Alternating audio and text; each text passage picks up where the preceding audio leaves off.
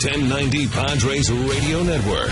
Getting ready for baseball. Give you the Padre lineup against Jeff Samardzija. Travis Jankowski leads off in center field. Will Myers bats second at first. Matt Kemp in right field will hit third. Cleanup batter is the third baseman, Jan Hervis Solarte. Alex Dickerson bats fifth. He's in left field. Derek Norris behind the plate batting sixth. Ryan Schimpf will hit seventh at second base. Shortstop Alexei Ramirez hits eighth. And Luis Perdomo will bat ninth. Heart of the order for the Padres presented by Dixie Line Lumber and Home Centers, serving builders, contractors, and homeowners for over 100 years. Padres, of course, will bat in the bottom of the first inning. Here in the top of the first, Luis Perdomo working to the San Francisco Giants. We're ready to go on a beautiful Saturday evening. Here is Ted Leitner. Thanks, Jazz. It is Span, their newcomer. In the offseason pickup, him and Johnny Cueto, big-time additions. First pitch, Perdomo. Strike called on the fastball. 74 degrees at game time. Right on time at 5:40. Had those 7-10s last month on the Saturday night. Ground ball, Myers. Eye-level grab, a step to his right off first. Back to the bag, 3 unassisted, 1 gone and underway. And let's, you and I, embrace and enjoy the 74 degrees while we can. Because the humidity tour is about to begin? St. Louis and Washington next week. You can't beat D.C. in the summer. And St. Louis is not much better in terms of the humidity. And you know, by the way, it's not the heat. It's the humidity. Here's Andrew Pagan. I don't even know about Toronto because the truth is, not only have the Padres never played there, I've never been to Toronto. Despite growing up on the East Coast, but we didn't exactly travel around. We were incredibly poor people. Pitch outside for ball one. Never been to Toronto, in New Jersey, Connecticut, New York, and that was it. Not exactly travelers. Pagan had his 6-game hitting streak ended yesterday with an offer, but then who didn't at the top of the order against Cashner? That top 4, 1 for 16 against Andrew. He was dominating. Pitch outside, a ball, 2-0. Home whites for the boys. Road grays for the Giants. Standards practice in Major League Baseball. Fastball, strike call, 2-1. Mentioned Perdomo has no starts against the Giants. He has faced them this year twice in relief.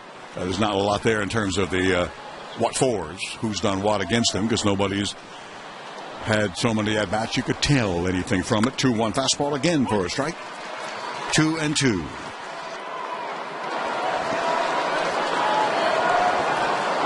Bill Hayes coaching first. Roberto Kelly, fine major league player in his time with the Yankees and others. He's a third base coach. 2-2, line drive, base hit left field. There goes that no-hitter early in the first inning. 1 out, and now 1 on for the Giants. Here's the third hitter. That's Brandon Belt from Nacogdoches, Texas.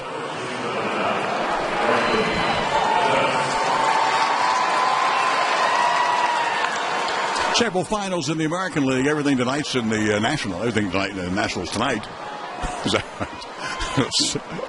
Or something like that. Everything in the National is tonight. True.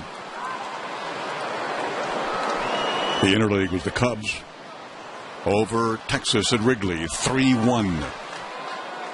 Jason Hamill over Yu Darvish. Perdomo set, first pitch, swing and a miss. Fastballs, all of them so far. That one maxed out to the top at 95 miles an hour.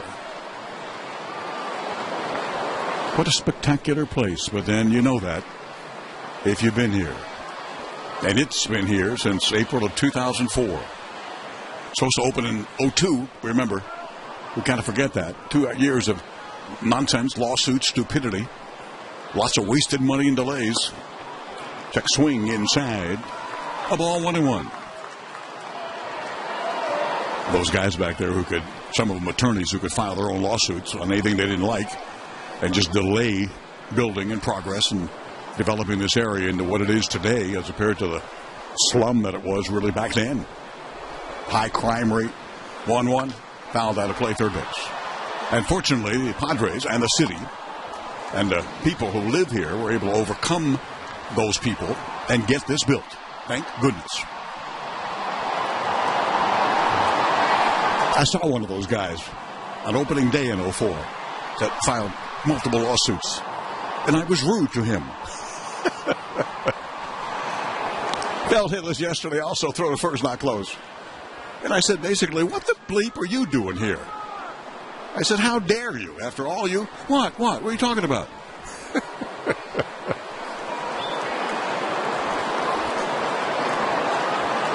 Yeah, he's here to enjoy a ball game at a great park.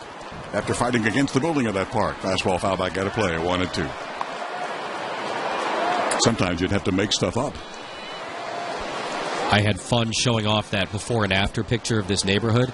Oh, gosh. To a lot of the All-Star guests who had not really spent much time here this past week. It was blowing people's minds. It was a blight. And everything the Padres said it would be, it has become, and then some. They weren't lying. The 1-2 on the way. Check swing inside. Fastball up to 97.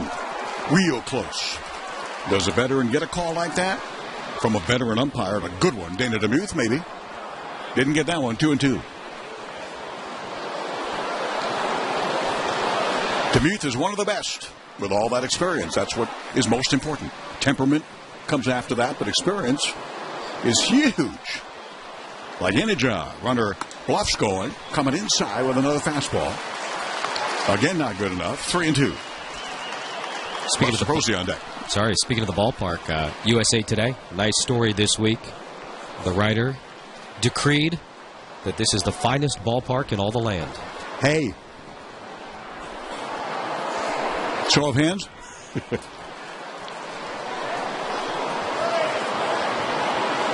This and PNC are my two favorites. Runners going, fastball again, foul back and away. Nothing but fastballs from Luis Perdomo. And his story was about the overall experience, the neighborhood, what's going on around here, the amenities within the ballpark, food, beverage, all that. The entire experience, if you will. One out runner, no score here in the first.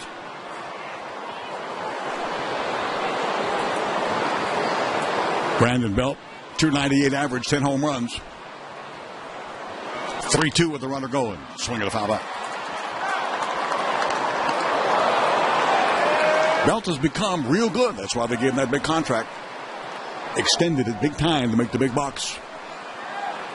And he started fairly slowly. He didn't just come in there, wailing.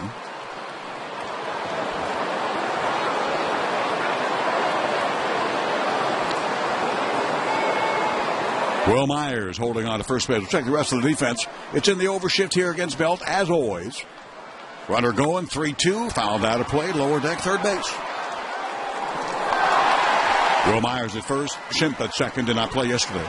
In the first game after the All-Star break, Ramirez, the shortstop. Samardzija is at third. Though right now he is at second base on the overshift, as noted. Dickerson in left. Jankowski center. Kemp in right.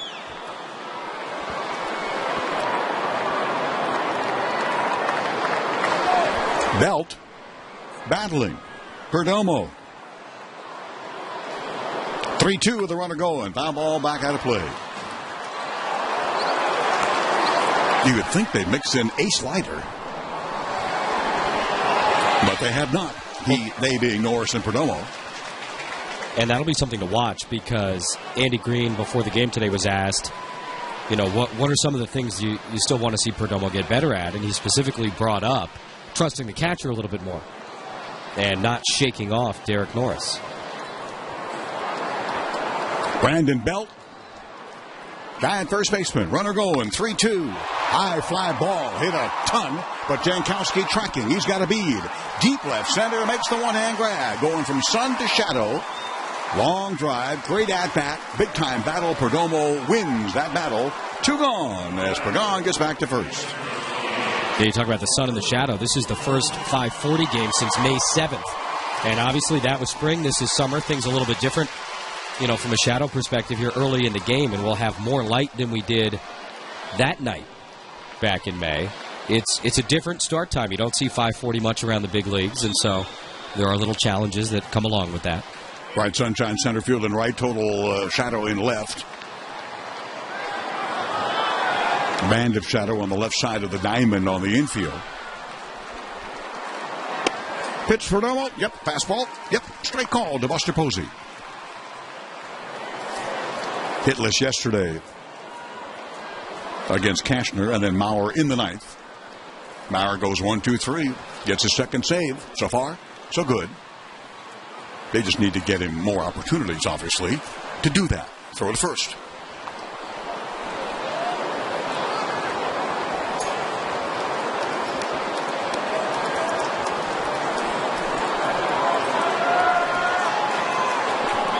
Perdomo, pitch number 20. Most of that, of course, is Brandon Belt fouling him off. The 0-1. Ground ball in play. There you go. It was a fastball again. It's Ramirez. They go the short way to Schimpf. They get the force play there on Pagan. 6-4 in the scorebook. Posey done. Giants done. No runs, one hit, and a man left. That's the first half here of game 2. Does it occasionally with Bumgarner. But now Jankowski back to the more familiar leadoff spot in the absence of the disabled John Jay. Jankowski, Myers, and Kemp.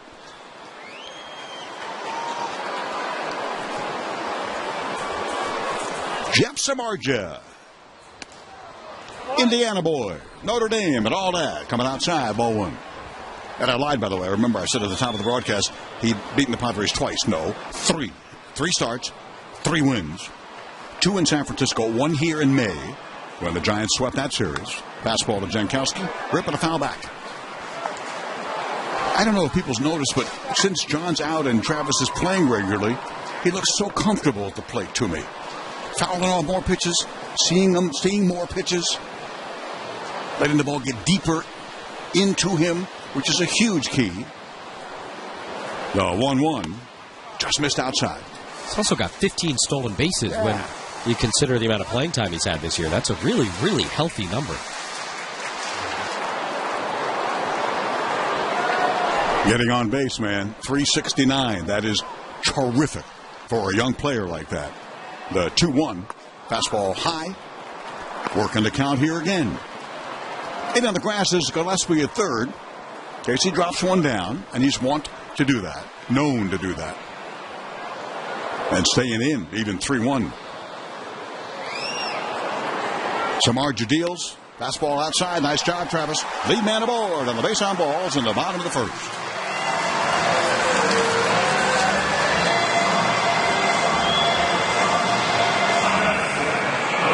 Cue the Four Seasons. I get it. Walk like a man. 1960-something. Thank you, Frankie Valli. Jersey Boys. You ever see Jersey Boys? Yeah. Good, huh? Very. Real good. Amazing story. Here's Will Myers sitting on 99 base hits. That's the most he's ever had in the majors in his Rookie of the Year season. 13 in Tampa, had 98, sitting on 99, and in the top 10 in that category in the National League. Samardzija's pitch to him is outside, ball 1.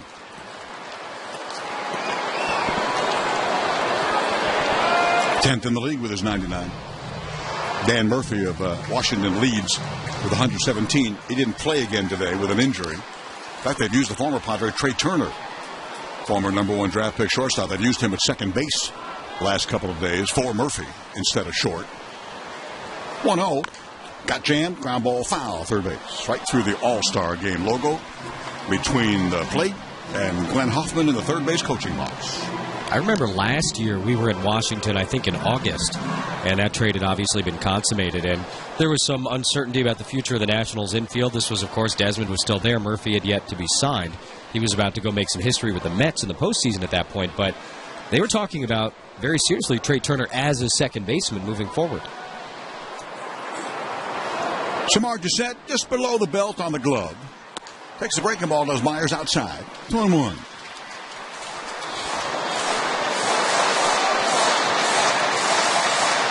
Samardzija fastball, cutter, splitter, slider.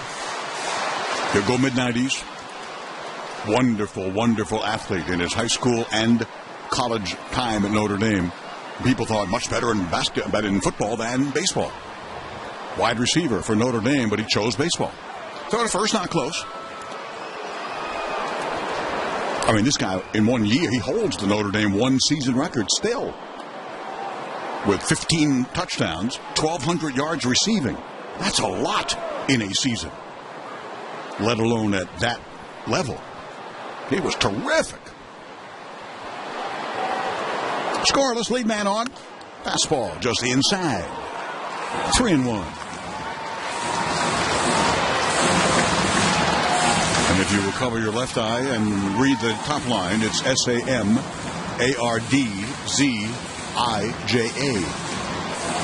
It is Serbian. It is Samardzija. Big human man, 6'5", 225. Played wide receiver and defensive back at that size in high school. 3-1. Fouled out of play. Big rip by Myers. Will 2 for 3 yesterday, including home run number 20, adding on also to a career's in-season high.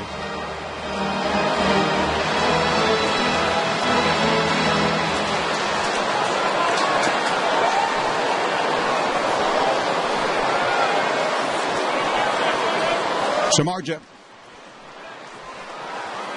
Not a fast worker. Neither is Perdomo. Turn to the pace of the game. Jankowski's off on a 3-2. No throw necessary. That's high and outside. That's ball 4. Back-to-back walks by Samardzija. Opportunity time for the boys to, now that they got him on, to get him over and get him in. In his last start Friday against Arizona, Samardzija got the win. He walked 3 guys in 6 1/3. He walks the first too many faces here tonight.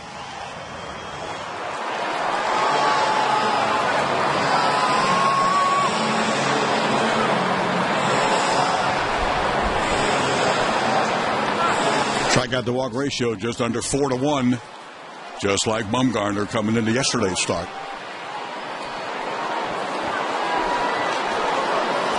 Here's Matt Kemp, known giant killer. Hits him like almost nobody else in baseball, literally in most categories. He takes a strike, fastball to 96. Most hits against him, most doubles, most runs batted in of all active players. Only Adrian Gonzalez has hit more home runs against them. The Giants, that is.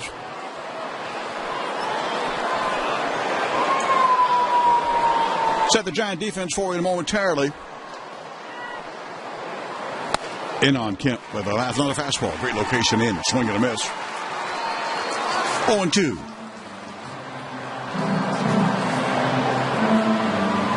Giants defensively down about 5th in fielding percentage. They're normally very, very good at that year in and year out. Belt to first, Pena second, Crawford the shortstop. Gillespie's at third. Pagan in left, Span in center. Parker's in right. Posey, an all-star, Gold Glover behind the plate on the 0-2. Swing and a miss, strike 3. Huge out. Could not move the runners. After walk, strikeout and out number 1. No score in the bottom of the first.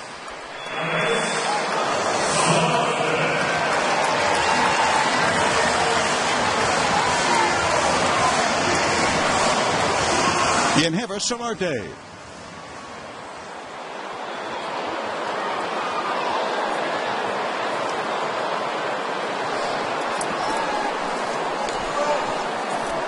Padres switch hitter, obviously from the left side here against Samardzija.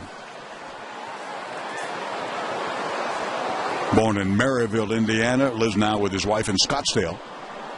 Check swing, foul back off the screen, strike 1.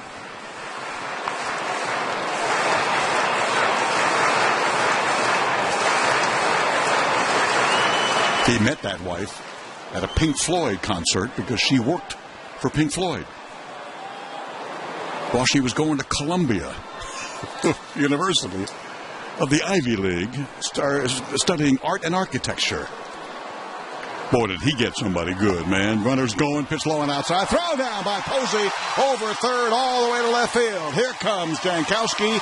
Speed forces mistakes. Speed forces errors. Posey just made one after the stolen bag, and the Padres have a 1-0 lead. Did it yesterday. Did it again today. Take the first inning lead. You're talking about the good fielding percentage for the Giants, and that's true, but as of late, it has come into question a little bit. Posey had an error last night. This one costs his team a run. That's the 19th error in the last 24 games for the Giants. They had only 29 errors in their first 68 games. Double steal. Jankowski taking third, Myers second. Then scoring on the error. Stepping off Samardzija. Looking Myers back at second.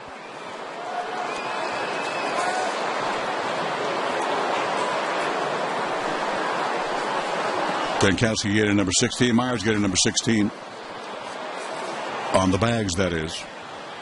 Both in the top 10, about the middle of it. In stolen bases, National League. 1-1. Popped it up into right center. That's a Texas leaguer. That's going to get on down. It gets on down. It's a base hit. Reading it perfectly is Will Myers. Hoffy's picking him up and bringing him home. Base hit to center. Solarte, 2-0. My Padres in the first. Bloops and leaders. You'll take them. They just did. They'd scored their first run without benefit of a base hit. Now they get their second on a knock. Here's Alex Dickerson. Didn't play yesterday. Has a 5-game hitting streak current from before the break.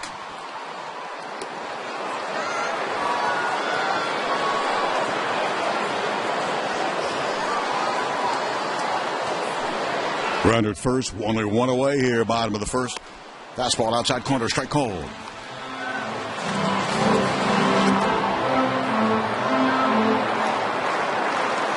That last start in their sweep of Arizona at home before the All-Star break. Samardzija 6 1/3. 5 hits, 2 runs. A 6-2 win by the Giants. A high fly ball, Dickerson, center field. Deep but playable for Denard Span. Circling to his left there and makes the grab. 2 away. Solarte back to first.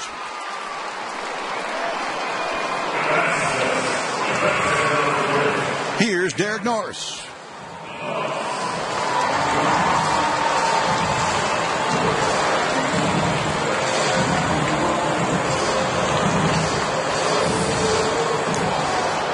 Batted leadoff, as we mentioned, for the first time all year yesterday. Had a single, a second at bat, scored a run, a 1 for 4, but struck out the other 3 times.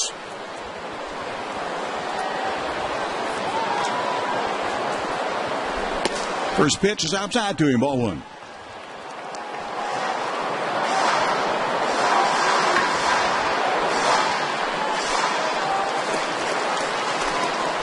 Giants over the Dodgers by 5.5.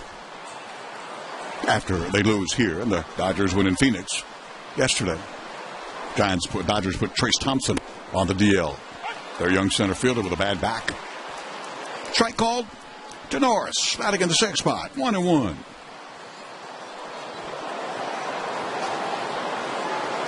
Dodgers are scoreless in that game in the bottom of the 2nd now in Phoenix. I'm guessing the roof is closed. Just a hunch.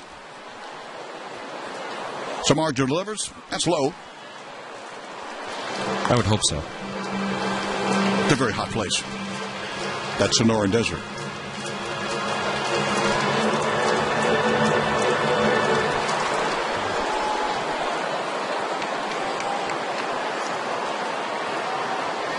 Span pretty shallow in center, straight away. Belt holding on against Solarte. 2-0. Padres in the first. 2-1. Popped it up first base and down the line. Long run, Parker into foul territory. Slide, can't get it. Made the slide, but the ball was about 6 feet beyond him and behind him. No play, Norris alive here. 2 balls, 2 strikes, 2 out.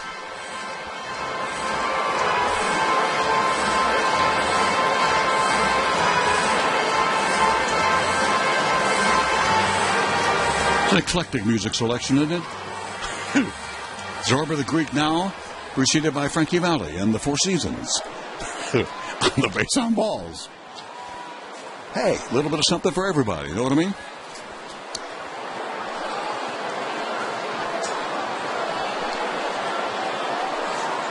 Norris, sitting at a dozen home runs, takes the strike 3 called. Fastball inside corner. Thought it was a splitter, but I'm not sure. But I know it's strike 3. And looking. Padres get a couple of runs with only 1 base hit. Pence beginning his rehab this weekend. Matt Cain also rehabbing. Got totally taken apart yesterday. Giving up like 8 earned runs at A-ball in his start. That's got to be a concern for them. Strike delivered to Crawford. 1 hit yesterday for a 6-game hitting streak. Longest right now by the Giants. Sticks high. 1-1.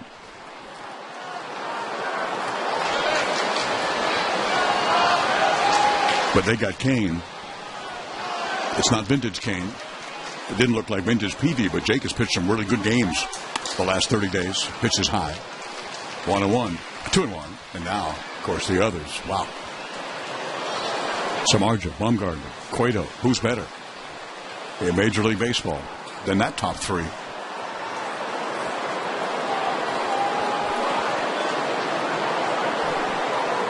Two-one to Crawford, fouled away down the left field line, and out of play.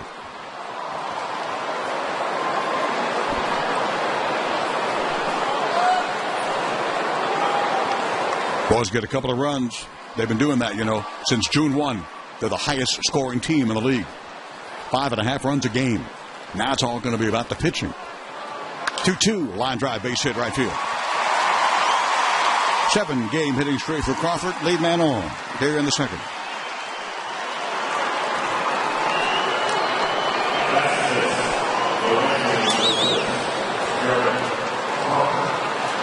Going to be interesting to keep track of how Luis Perdomo pitches to the Giants today. His last couple of starts, when he's had more success, he's really worked with the sinker. Down, down, down, everything down. Last night, Andrew Kastner pitched up much more than we're used to seeing. And part of the reason why, he said, was that the Giants are not as good of a high ball hitting team as they are a low ball hitting team. They love to hit low pitches.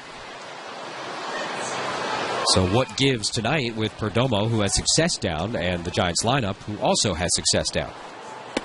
Breaking ball, nice one. Strike on a slider. Very nice. To get ahead of the rookie Jared Parker. I mean, you're facing a left-handed dominant lineup like this. Left-handers love the ball down, so that makes a perfect sense.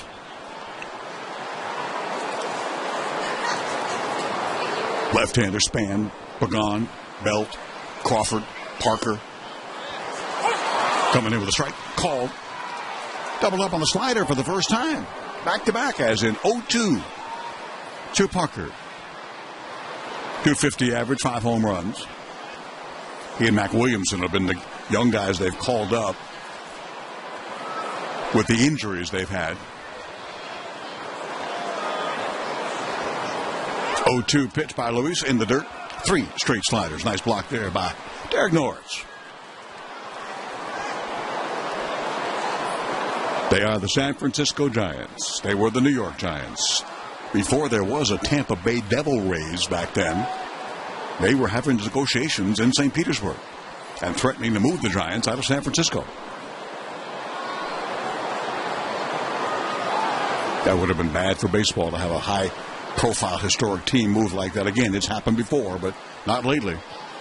But they stayed when Peter McGowan bought them, a local Bay Area guy, and kept them in San Francisco. Foul back here by the left-hand hitting Parker.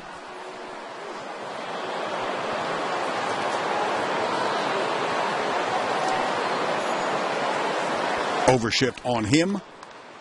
Only Ramirez on the left side of the infield defense. 2-0 San Diego.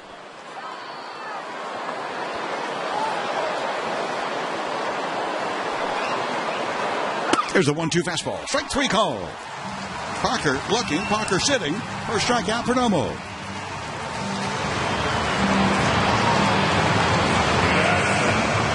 Here's a former Chicago White Sox, Conor Gillespie. But the starter, obviously, a former Chicago White Sox for a while there also, Samardzija. Cubs, Oakland, White Sox.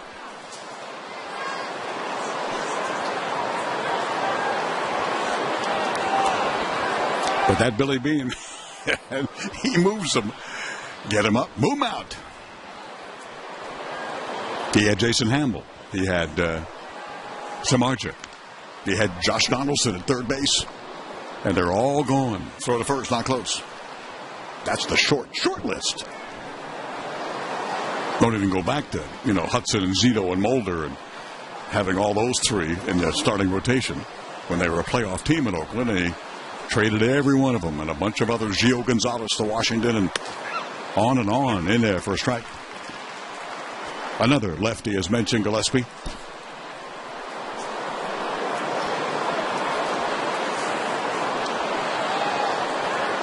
No shift on him.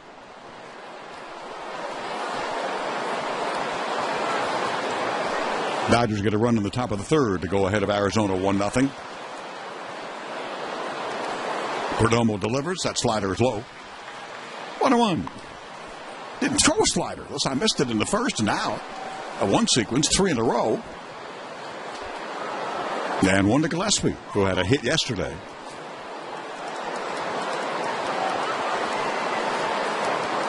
At third base, where Matt Duffy normally is. I guess it's a good time to get the Giants when they're injured like this. Throw to first. Not that it's really slowed them down or anything. No. It's incredible. Terrific team. Great depth. Great farm system.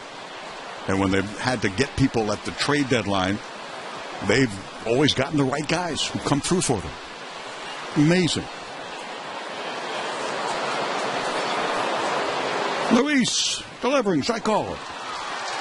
After sliders back-to-back, he goes fastball 95. 1-2 on the 7-hitter, Gillespie. And not to take anything away from the Gillespies of the world and the Jared Parkers and the Mac Williamsons, all of whom have contributed, in this way and that way for the Giants. I mean, the guys you just talked about, Bumgarner, Cueto, Samardzija, when you're rolling them out there 3 out of every 5 games, you can get away with not being a big power team, which they're not. Not having all of your guys, which they don't. Breaking ball in the dirt. Runner on the move. Norris had it in front of him, but far enough away up the third baseline for the wild pitch to get Crawford to second base.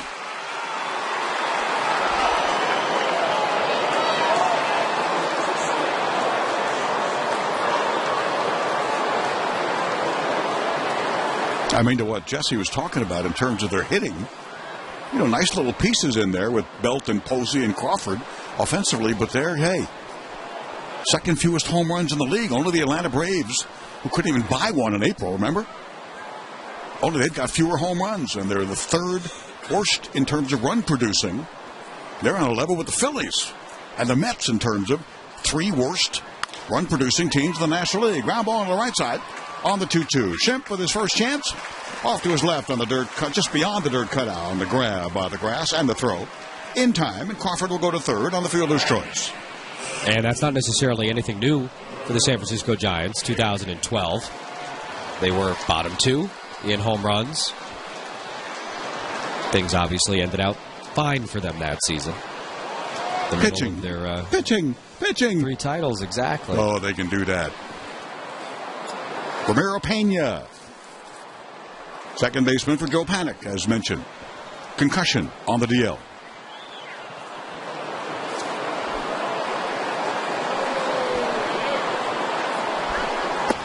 Breaking ball. Strike called. That's big. That's big, kid. Perdomo. Get ahead. First strike.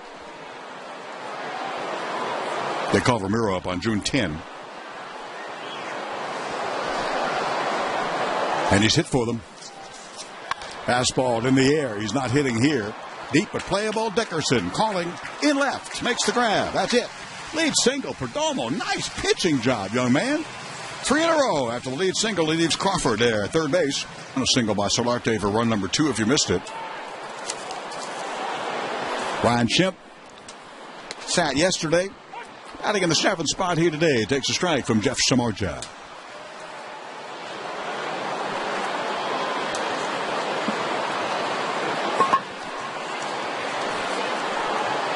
Right-hander deal, swing and a miss. 0-2. Schimpf, nice road trip before the break. 3 home run series in Arizona. First ever 2 home run game was also in Arizona. Check swing, foul back. 0-2. Nice little player. Yeah. And nice to see a guy like that get the opportunity. 7 years in the minors with Toronto. Hit 20 home runs every year. And never got a big league call-up. Signed on as a minor league free agent with the Padres this year and finally getting his opportunity. Big right-hander deals this season for the first time. High from Samardzija, 1-2. Those starts against the Padres, he's given up 5 runs and won a ball game 13-9. Gave up 1 run in 8 innings. And then 1 run again, 6 2/3. That was in back-to-back starts. Home and road. Fouled out of play by Schimpf on the third base side as LSU faces Notre Dame here in this particular matchup. Yeah, we had that stretch at the end of May where we saw the Giants 2 out of 3 series. A little bit weird. Not a big fan of that. It'll happen again in September. 1-2 on the way. In the air. Deep left.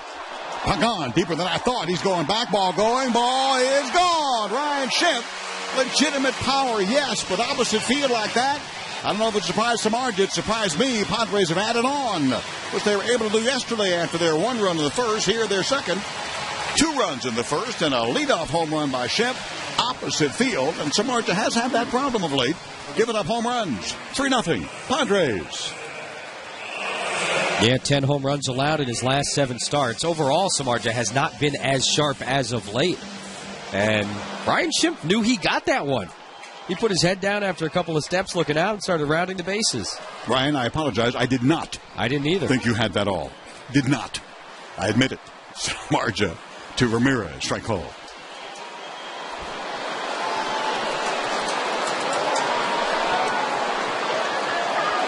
Right-hander delivers. That's blooped in the left. That's going to fall for a base hit. Reach down, pull that slider. A lot of times you do that, you pop up and ground down. Got to be on the shortstop by plenty. And they go home run single to start the second after back-to-back walks to start the first. Luis Perdomo got to get sacrifice down.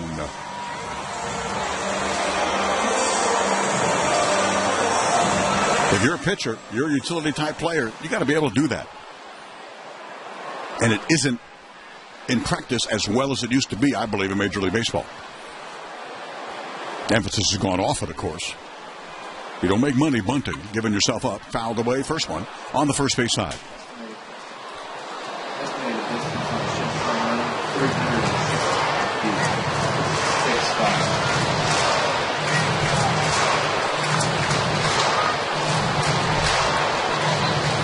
Home run number 5 for Ryan Schimpf. 365 feet, lower deck, left field. No play for Pagan. Perdomo squares. 0-1 fastball. Boy, missed it. Big time, 0-2. Not great first 2 efforts. No offense. He does have a sacrifice this year, and we've seen him handle the bat pretty well, all things considered. He's an athlete. He doesn't look particularly uncomfortable in the batter's box. But like you said, missed those both. Samardzija set again. Squares at the last moment. Fouls it back, strike 3. That's bad. That's bad, man. Got to be able to get that done. At least get it in play.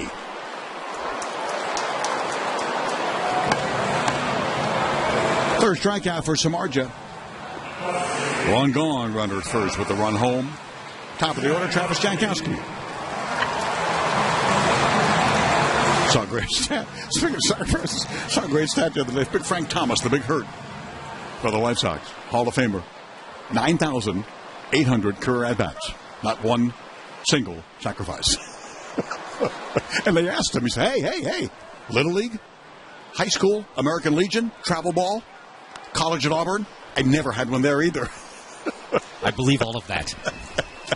Not that he's the type that you would, want him to do that or he'd be in a position to do that, but it's got to come up occasionally. No. Throw to first, right on the bag. When your nickname's the Big Hurt, you're not bunting. Fastball, Jankowski fouled out of play, third base. He started out tight end at Auburn. 2-sport guy. Wouldn't make him the most famous 2-sport guy if he'd stayed with it, of course, in Auburn history, because that Bo Jackson guy did that like nobody else ever did that. 3-0. My Padres in the second. Bluff going. Ground ball slowly. Belt with a grab. He'll chase Jankowski. Put the tag on. No signs. Hey, at first base. Missed the tag. Jankowski moving to his right toward the dugout side there on the first baseline. Arched his back to stay away from the glove attempt. I thought he'd gotten him in the thigh. He followed that up with a foot. And they say he missed. That's a very, very tough call. Always a tough call for the umpire. If anything, I'm thinking left heel. Yeah. Yep. I don't know that Jankowski ever felt it because he absolutely went to go touch the base after running past it. He had done that trying to avoid the tag, so he never felt a tag. Just his initial gut reaction, if you will. He doesn't think he was tagged, and that's why he raced back to first base after going past it. Boach is watching Ron Wotus, his bench coach, on the phone. I believe he's going to give him a thumbs down. No. Boach did make the international sign for headphones there with both hands up, cupping his ears. But like I said, those are hard to overturn because they're so impossible. Yeah. They're impossible to tell in real time. And you can look at 9 different angles, and the idea of did he actually make contact, it's almost impossible to tell. But they're going to try to do that in New York City. I have yet to see an angle that definitively shows Brandon Belt tagging Travis Jankowski. Does that mean anything? No, of course not, as we've learned the last couple of years.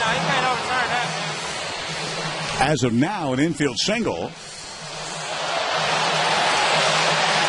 One of the big board. It was a tough angle from what we've seen so far, but we haven't seen a tag or what would certainly be that. He was so close. It's going to be very interesting. For now, infield single. Alexei Ramirez goes to second. With 1 out, a run in. 3-0 Padres. Gentlemen, start your stopwatches. Have you seen anything that is definitive? No way. I'm with you. No way. It's a really, really tough one. And we mentioned the time of day earlier, right? The 5:40 start, some of the weird shadows. That's in play here. It's pretty quick. Quickie. Good God. It's just amazing. Lord, I hope I live long enough to figure out what they look at and what we look at and what replay is all about, that they could see that without any contact shown on every angle of replay, including a board the size of Santee, and they called him out. So in that case, no infield single. Ramirez goes to second on the fielder's choice, and Jankowski is out. 3 unassisted. Just amazing to me. What did they see? That the glove would have possibly been on the uniform or the leg, or if missing the leg, got the left foot. Will Myers, first pitch swinging, fly ball to center field. Drifting to his left is Span. He makes the grab. I just don't understand. 1 run, 3 hits, a man left. Make it 2 hits, a man left. Save with the Sun. Sunrun is the official residential solar company of the San Diego Padres. Actual savings may vary. Estimated savings assumes annual utility rate increases of 3.16% over the life of the system. See sunrun.com/save20 for details. This is Padres baseball on the mighty 1090 Padres Radio Network. Samardzija, good hitter, swing and a miss in the first one here in the third. 3-0 Padres. Here's Jesse. All right, thanks a lot, Teddy. Yes, Samardzija actually the giant leader in runs batted in among pitchers, more than Madison Bumgarner. 150 average on the season for his career, couple of homers, 17 RBIs, including 7 this year. He has put himself in a hole with his work on the mound, trying to help himself dig out of it here against Luis Perdomo, who has looked better and better each start. There's a little foul ball at the plate. That one took a bite out of Derek Norris, and the count goes to 1-2. You could probably say this about just about any catcher in baseball, but good timing for the All-Star break for Derek Norris last week. He got beat up again and again and again on that last road trip to Arizona and Los Angeles. And plate umpire Dana DeMuth, the crew chief, the veteran, giving Norris a little bit of time to feel better after that foul tip got him. But he's just squatting behind the plate, waiting. 1-2, grounded, third base. Nope, that's through for a base hit. Samardzija split it between Solarte and Ramirez on the left side, and the Giant pitcher with a leadoff single here in the third. Second consecutive inning, the leadoff man has reached for San Francisco, and that'll bring up Denard Span. Padres baseball is brought to you by Y Green Energy Fund. Let Y Green run the numbers to see how much you can save on solar and energy efficiency home improvements. Call Y Green at 855-CLEAN-ENERGY. Span grounded out to Will Myers to lead off the game. He is 0 for 1 tonight. 1 for 4 last night after a 2 for 14 homestand. Takes the first pitch fastball from Perdomo. That's a called strike at 95 miles per hour. 0-1. Span starting his 5th consecutive game after he missed 6 straight with a strained neck. To Talk about all the injuries with the Giants, just pecking away at them, and still the best record in baseball. 0-1, reaches for it, fouls it away left side. That'll go just underneath the second deck down the left field line. No balls and 2 strikes to the Giant leadoff man, center fielder Denard Span. Signed as a free agent in early January with San Francisco. Spent the last 3 years with the Nationals after opening up his career in Minnesota. Filled a couple of needs, the Giants thought when they signed him. Leadoff man, center fielder. 0-2 pitch is taken high. Ball and 2 strikes. Of course, Pagan had been playing a good amount of center field for them. He shifts over to left field full time this year, and he's taken to it quite well. On that Jankowski replay, by the way, MLB saying there was definitive evidence that his left thigh was tagged. Bull. Little foul ball back towards the Padre dugout. Still 1-2 from Perdomo to Span. Samardzija on first base with nobody out here in the top of the third. Padres on top, 3-0.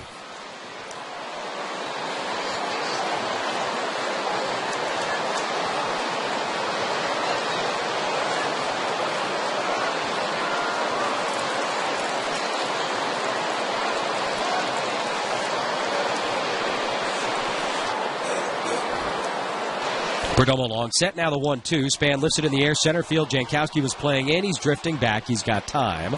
And he'll make the catch in relatively deep center field. Back to first base, Samardzija. 1 down here in the top of the third. Last night for the Padres, a really nice 4-1 victory over the San Francisco Giants. Andrew Cashner with his best start of the season. There were some stories today about Cashner throwing fewer two-seam fastballs than usual. He said that was not the case last night. He wasn't sure where that came from, but he said he threw plenty of his two-seam fastball, but he used the four-seamer up in the zone more often than he had been. And as we said earlier, that was the game plan against San Francisco because these Giants batters are generally good low-ball hitters.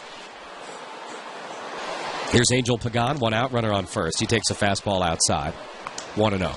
And no offense, but MLB.com had him throwing, like 4 or 5 sinkers all day and 52-point-something% four-seamers. And then he said, nah. Thinking, somebody's wrong. It ain't him because he threw it. He knows. Yeah, some of the computerized sort of monitoring systems there, they can get confused over pitch type. It happens. No question. There's a fastball strike. It's like when you're at a Major League ballpark, and Petco does a great job of it out in left center field. They've got fastball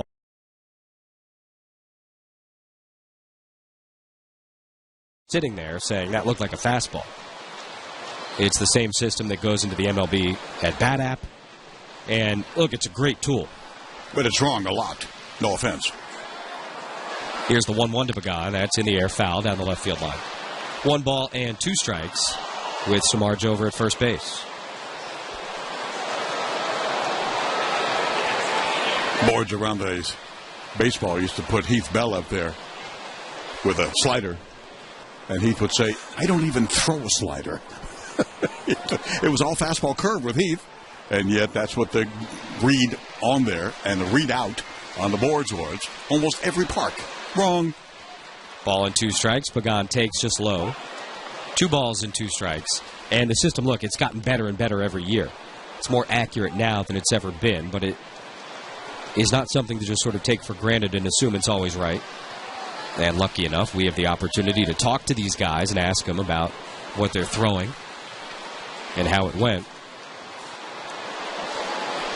2 balls and 2 strikes to Pagan. Samardzija, small lead at first base. Perdomo delivers. That's a high fly ball. It is deep right field. Kemp is looking up, and Angel Pagan has hit a 2-run homer.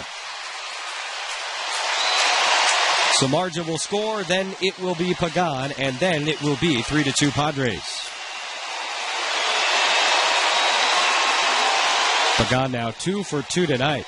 His 5th home run of the season.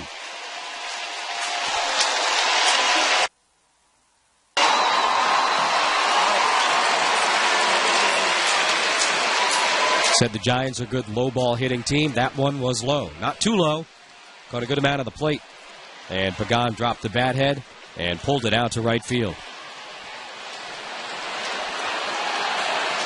We got over the old home run fence. What is now that T-Mobile home run deck in right field. So now base is empty, still just one out. Brandon Belt stands in, and he takes a ball down by his feet, 1-0.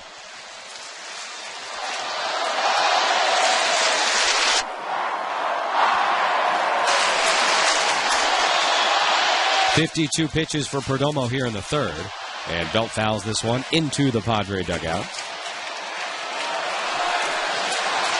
It was fielded expertly with the bare hand by first base coach Tarek Brock. He's on the dugout steps. 410 feet the estimated distance on the Pagan homer. Big shift against Belt, as you would expect. This one's hit the other way, but right to Alexei Ramirez, who makes a catch on the soft line drive. 2 away. Luis hadn't given up a home run the last 2 starts. You know, he's had 4 starts of his 7 where he has not given up a home run. That's a good function of that sinker, keeping the ball down. It's a great sign for him. To throw that hard, keep the ball down is a great combination and unusual for a young pitcher. Mentioned earlier, only the Braves have hit fewer home runs this season in all of baseball than the Giants. But Pagan goes deep here in the third. 3-2 Padres, 2 outs. In the top of inning number 3, Buster Posey takes inside. 1 ball and no strikes. Posey grounded into an inning-ending fielder's choice back in the first inning, 0 for 1. Had an 0 for 4 last night with 4 ground outs. Lifts this one in the air down the right field line, foul. Yet twice last night, Posey grounded to third, and twice he grounded to short.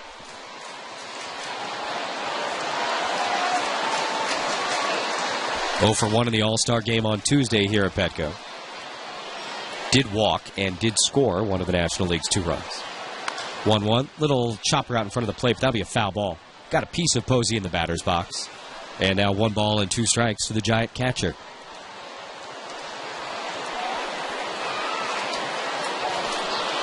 Talk about the lack of home runs hit by the Giants. Posey leads San Francisco with 11.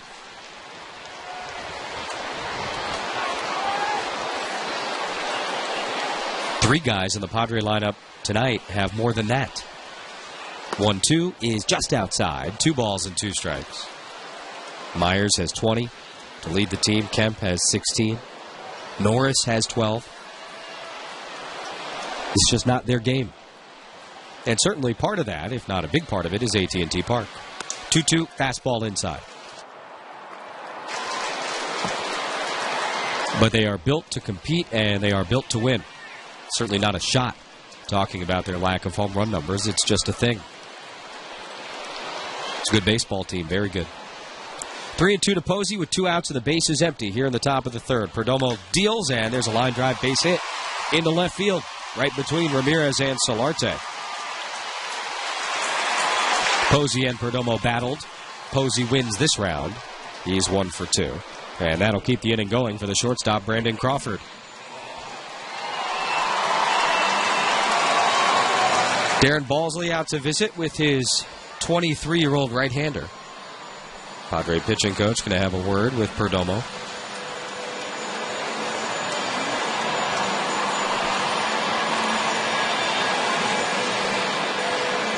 Padres are very, very excited about Perdomo's future. Andy Green today said that his growth and development has been exponential this year. But he is by no means a finished product. And there is plenty more development to go for a guy that was pitching in single A this time last year. Andy used a lot of big words like that. He laid one on me yesterday during the manager's report. I was just, wow. You don't hear those. In the old days from baseball managers, you never heard words like that. They weren't as educated as Andy is. No offense to them. Crawford, first pitch swinging, liner into center field. Jankowski is there. He makes the catch, and the side is retired. Giants get on the board, though. 2-run homer from Angel Pagan. That line drive to the third. Padres' 3-0 lead is now a 3-2 lead after Angel Pagan hit a 2-run homer in the top of this inning. Jeff Samardzija ready, deals, and misses low outside to Kemp. 1 ball and no strikes. Matt 0 for 1. He struck out his first time up. Came to the plate in the first inning with a couple of men on, nobody out, and he struck out. Jankowski and Myers walked to start the game against Samardzija. They both came in to score. This one is hit high and deep to left field. Pagan is going back. Pagan is looking up, and Matt Kemp has left the yard. Second home run of the night for the Padres, and they get one of those runs right back. 17th of the season for Kemp. He has now driven in 60 runs this season, and it is a 4-2 Padre lead as they have scored in each of the first 3 innings against Samardzija tonight. Hey, Jess, does the term no doubt about him mean anything to you? Wow. Schimpf went the other way to left. Kemp pulls one to left.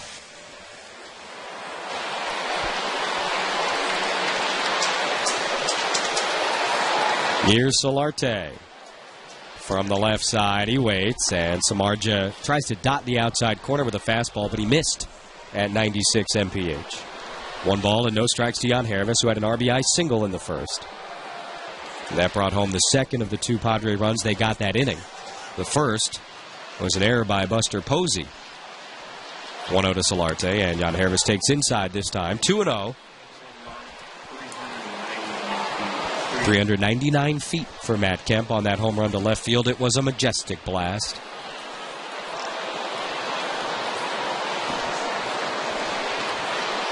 Turned on that one in a hurry.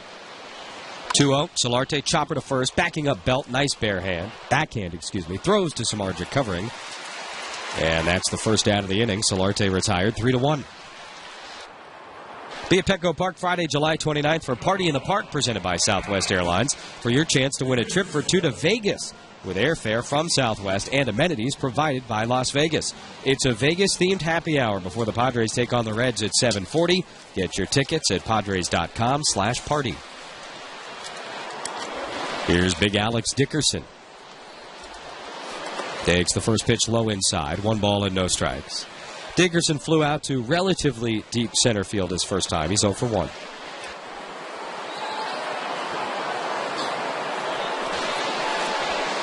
Giants shift a little bit against Alex, who swings and misses. 1-1. Shortstop Crawford playing just about directly behind second base. Pena, the second baseman, a little bit on the outfield grass on the right side. Belt backed way up at first base, almost on the outfield grass. Basically, they give him the left field line. Here's the 1-1. Dickerson reaches, misses. 1 ball and 2 strikes. I remember when Alex got his first call-up this year, I talked to him about teams shifting against him. I said, hey, that's pretty crazy. I mean, not a lot of big league tape. And he goes, yeah, I think it is crazy because I hit the ball all over the place. It's something he really works on. He is not a dead pull hitter on the ground. 1-2 is low outside. 2 balls and 2 strikes. And we haven't yet seen enough of Alex Dickerson this year to get a sense of where the ball is going in play on any sort of regular basis. But he makes a conscious effort during BP every single day to work all fields, both on the infield and the outfield.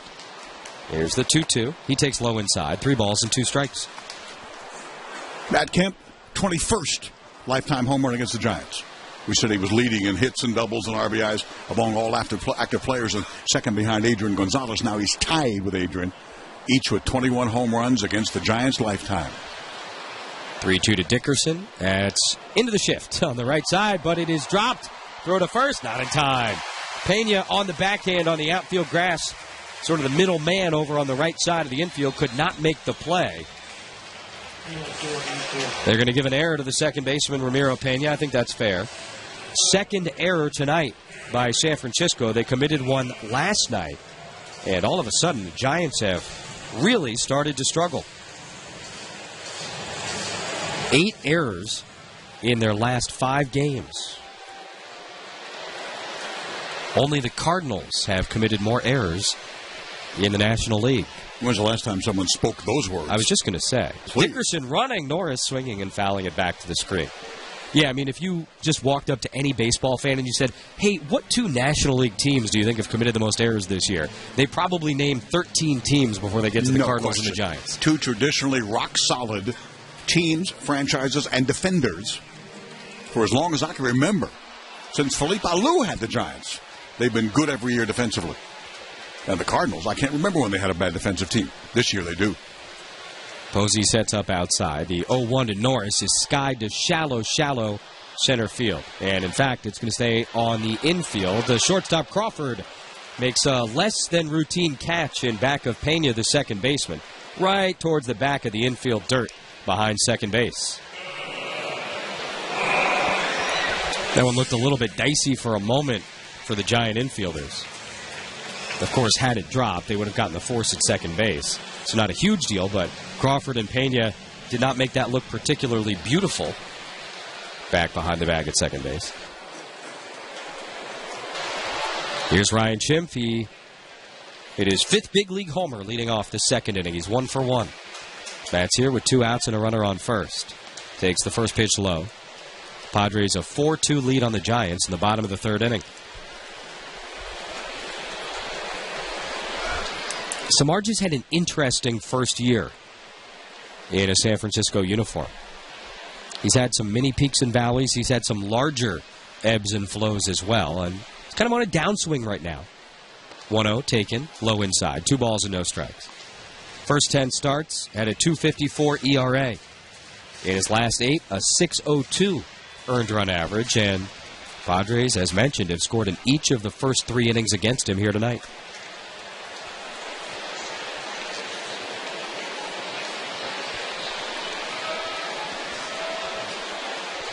Two balls and no strikes to Schimpf. Left-handed batter waits, takes, that's a strike. Got the call on the outside corner, 2-1. 96-mile-per-hour fastball from Samardzija.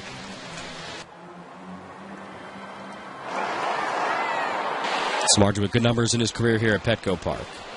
3 starts here, 1 this season. ERA about 1.5. But tonight, Padres are hitting him pretty well. Throw to first, Dickerson kind of belly flops back into the bag, no tag.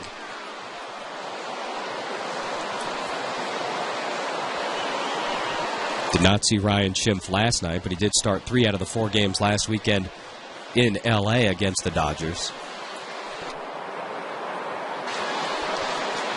Waits for the 2-1 from Samardzija. Long pause. Now the pitch. That's hit well out to right center field. Going back, Jared Parker. He is at the track. He is at the wall. And Ryan Schimpf has hit it off the top of the wall. He's on his way to third base. Dickerson scores a stand-up triple for Ryan Schimpf. He's got a homer and a 3-bagger in his first 2 outs tonight. And he just missed his second career 2-homer game by what looked like inches off the top of the wall in right center field. For Schimpf, big league triple, number 1. I can't wait to see the replay on this one. He had to be guessing fastball. He was on it so perfectly. 94 miles an hour, started to swing early, and really put a swing on it. It literally hit the very top of the wall and came back into play.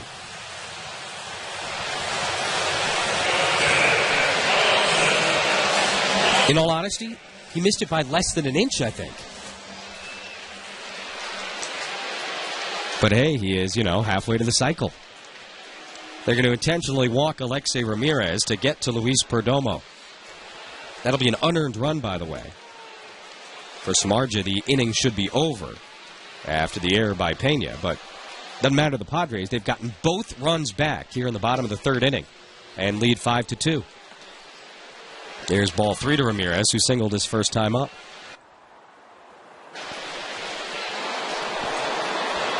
So, of course, there's been one cycle in Padre history. That belongs to Matt Kemp. It took place late last summer in Colorado. That means there's never been a cycle by a Padre at home. And Schimpf has taken care of the 2 tough ones, the homer and the triple, in his first 2 at-bats tonight. That's a reason to keep paying attention to this game. We had one of those, by the way. Was it about a week and a half ago? Rajai Davis had the reverse. One of like the 6th ever, where you start out, go home run, triple, double, single. Doesn't happen often. Schimpf's got a shot. 2 outs on the corners. Perdomo, little flare, but that'll be caught back behind second base by the shortstop Crawford. And that will be the end of the inning. 2 more runs for the Padres. 1 earned, 1 not. Matt Kemp hits a home run, his 17th of the season. Schimpf tripled, and all kinds of good stuff for the Padres in the bottom. Parker, Gillespie, Pena due up against Luis Perdomo. And the first pitch to Jared Parker is a fastball that misses low. 1 ball, no strikes.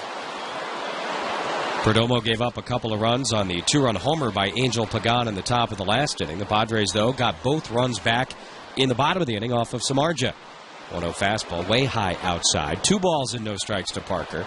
who struck out looking his first time up. That is, so far, the only strikeout of the night for Luis Perdomo. Padres have hit 2 home runs off of Samardzija, who we mentioned has not been the same guy in his last 8 starts as he was in his first 10 as a member of the Giants. 2-0 to Parker is low, inside with the fastball, 3-0.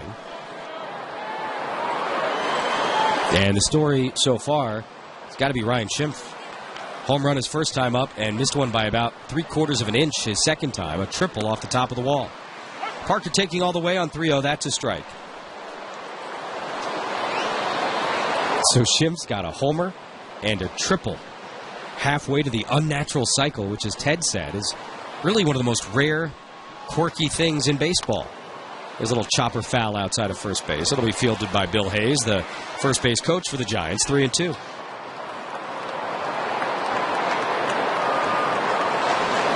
Last night, the Padres absolutely handled Madison Bumgarner. He was not his best self. Gave up 4 runs on 7 hits. Still struck out 9. He wasn't bad, don't get me wrong. But they took care of business against him, and they're doing the same against Samardzija tonight. 3-2. Another roller foul, first base side. Tomorrow, it'll be Johnny Cueto against Edwin Jackson. Padres are going to call up the veteran starting pitcher from El Paso. Drew Pomeranz was originally scheduled to start tomorrow's game, but of course, he is now a Red Sox. 3-0 to 3-2. Here's the pitch to Parker. That's in the air center field. Jankowski gliding back into left center. He makes the catch. Parker lines out to the center fielder. He's 0 for 2. And 1 down here in the top of the 4th. Padres baseball is brought to you by Reno Contracting. Reno Contracting is honored to support the Warrior Foundation by making a $100 contribution for every Padres home run this season. A couple of them so far tonight.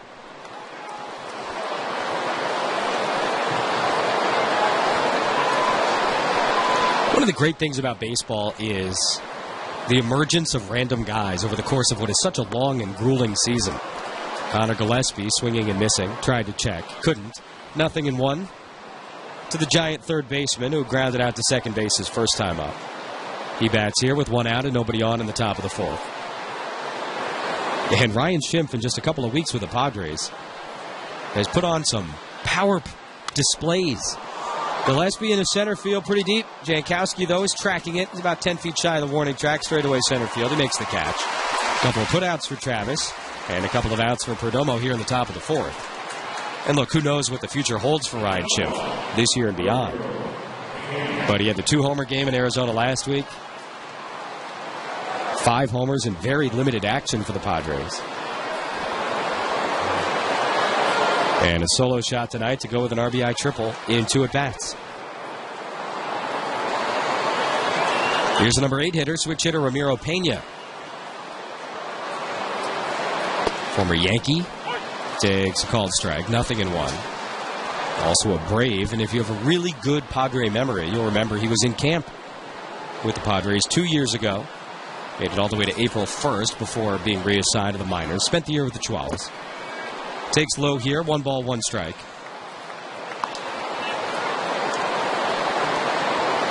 Hooked on with the Giants this winter and spent most of this season with their AAA club.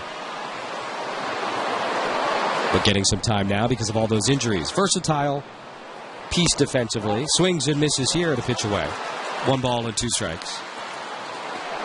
Pena tonight playing second base for the Giants. He started games at third, at shortstop in the last 5 weeks or so since getting the call up from Sacramento.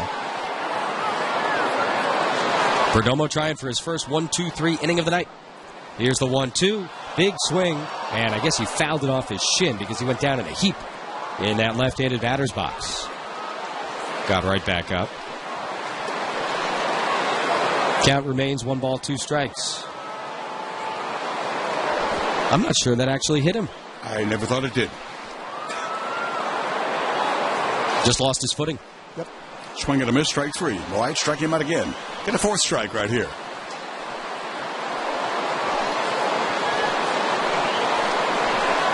Here's the 1-2. Reaches for it, lines it into the gap in left center field. Nobody's going to get there. Dickerson, Jankowski both chasing it down. Pena on his way to second base. Jankowski throws it back in. It's a stand-up double with 2 outs here in the 4th inning.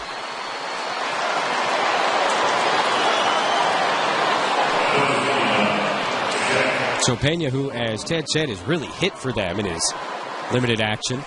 This is his 19th game that he's appeared in the 5 weeks that he's been up at the big club. Comes up already with his 5th double. That gets Samardzija to the plate here with 2 outs. He singled and scored back in the 3rd. 171 average on the season for the guy they call Shark.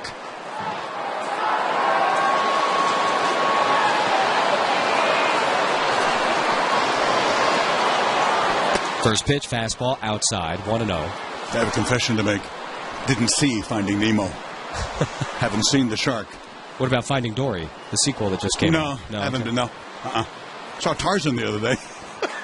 Not that you asked. 1-0 is low. 2 balls, no strikes. That's why they call him Shark, by the way, right. Samardzija. He looks like the shark from Finding Nemo.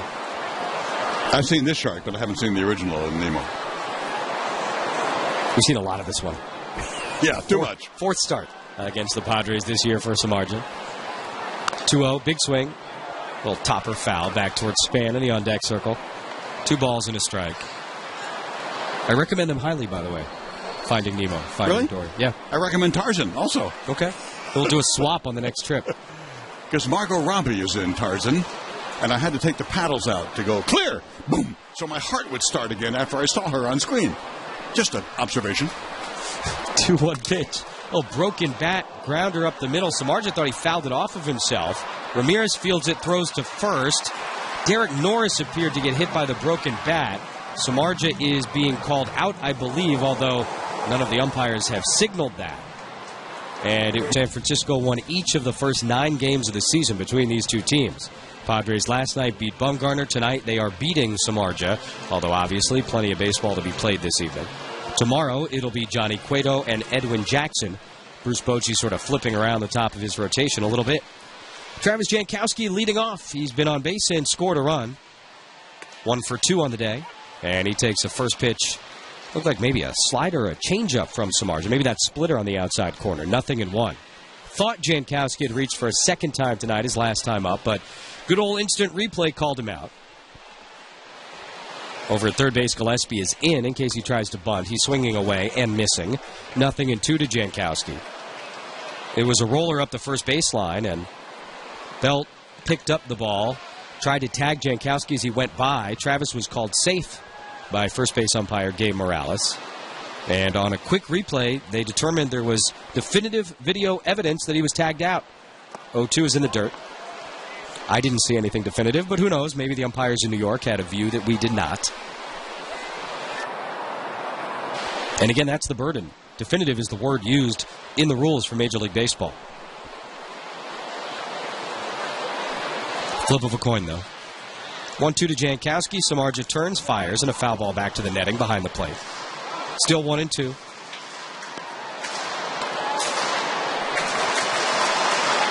Jankowski led the bottom of the first off with a walk.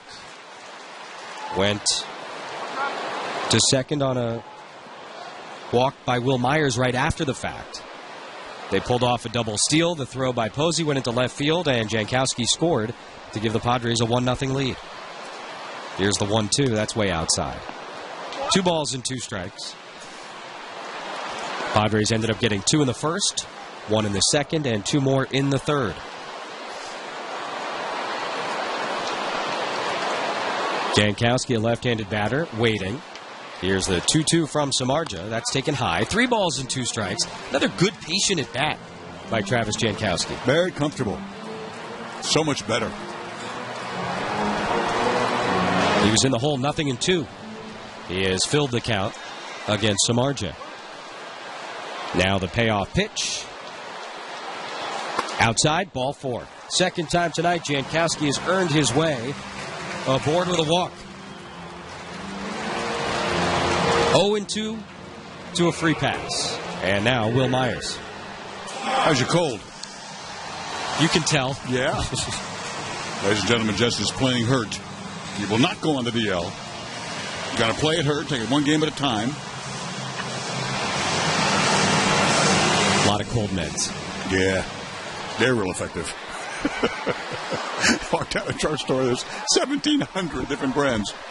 None work, but it looks good. Throw to first base. Jankowski back easily. It's one of those things I've always wondered, like, you can put a man on the moon, but can't figure out how to make a cold go away. And now we can't put a man on the moon, so we're 0 for 2. Fair enough. But we could for a while. It was wonderful. I get it, doctors, by the way. It's viral. I understand. There's a fastball strike to Myers. 0-1.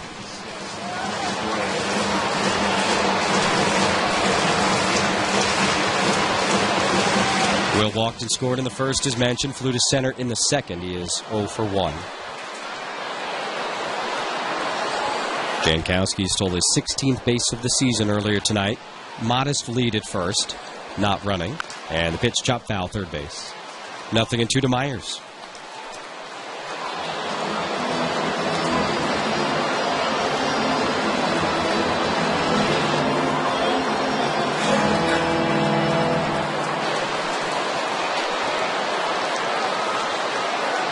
Padres back to the 5:40 starts here on Saturday nights. And that will be the case for each of the remaining Saturday night home games this season. I love the 5:40. Here's the 0-2. Myers takes, strike 3 call. Nice pitch by Samardzija right on the outside corner. Caught Myers looking. That's his 4th strikeout. 1 away here in the bottom of the 4th. Follow Padres Baseball live with the MLB.com at Bat app. Stay up to the moment at any moment with Game Day, live game video highlights, StatCast, news, and more.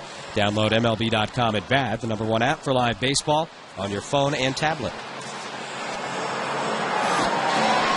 1 out, Jankowski at first and Matt Kemp at the plate. It is 17th home run of the season last time up. That led off the 3rd inning. Takes the first pitch from Samardzija. Fastball strike, inside corner, 0-1.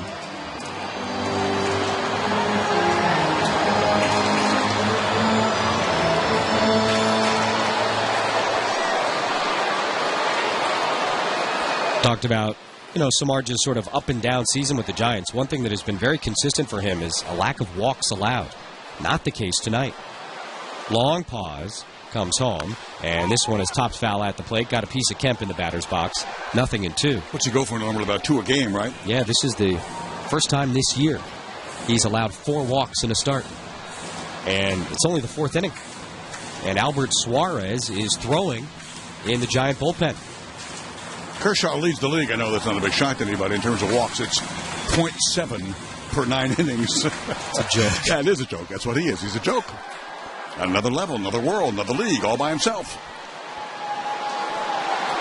No balls, 2 strikes to Kemp. And the pitch again is fouled off. This time it sort of hops back towards the backstop.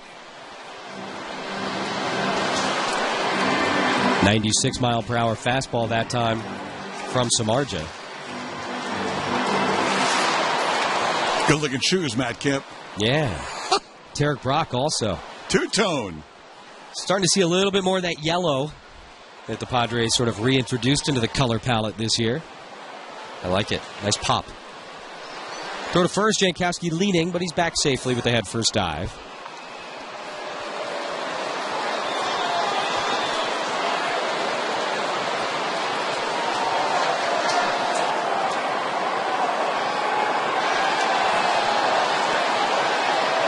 Jankowski maybe a little bit bigger of a lead now than we've seen most of the inning, with Kemp in an 0-2 hole. Not running, and the pitch is taken low. Check swing by Kemp. 1 ball and 2 strikes.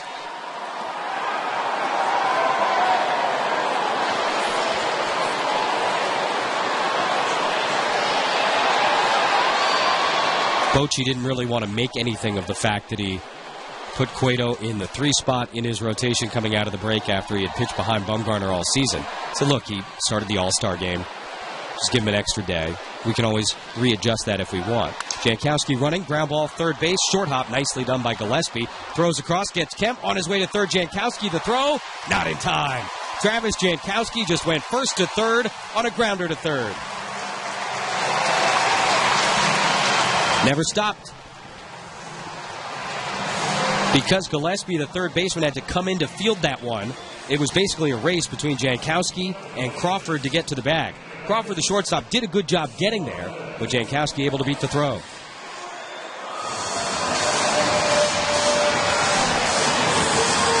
Speed, one of the most fun things to watch in baseball. I'm telling you, man, that's a heads-up play. It really is. Billy Hamilton had that with a runner at first and him at second yesterday.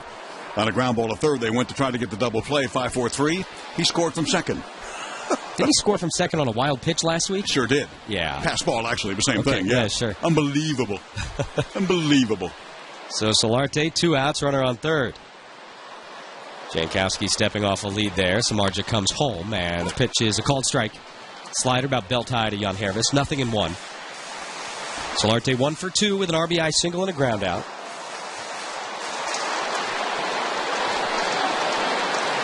You've said it, I think, 20 times in the last 2 nights, but Jankowski just looks more and more comfortable in all facets of the game right now. 0-1 low. No. Called strike. Good pitch. Quickly 0-2 to Solarte. Travis, a second rounder, man, back in 12, and his game, man. He's got some game. So far, so good. Stony Brook guy. The Seawolves. No balls and 2 strikes to Solarte with 2 outs. Jankowski at third. Samardzija delivers and just outside. The velo has been there for Samardzija, the velocity. Fastball has been 95, 96 when he wants it tonight. Padres have hit a couple of balls very, very hard out of the yard. But they've also had a couple of little bloopers that have gone to the right place. They've also been very patient against Samardzija and drawn those 4 walks. The 1-2 is outside. 2 balls and 2 strikes. Just because I don't think he gets talked about enough, Alan Zinter, and look, it's a team effort on this Padre coaching staff, but the hitting coach along with Mark McGuire, Andy Green, really everybody, they put their heads together, and you can tell they've got really good game plans against some of these tough pitchers. Now, it's easier said than done, of course, but it's fun to watch it pay off. 2-2, that's a grounder foul outside of first. And in a game like this, if you're watching every pitch the way we are, you can see the approach against Samardzija. And getting that buy-in from the players, obviously, is a big deal, but it certainly appears to be the case.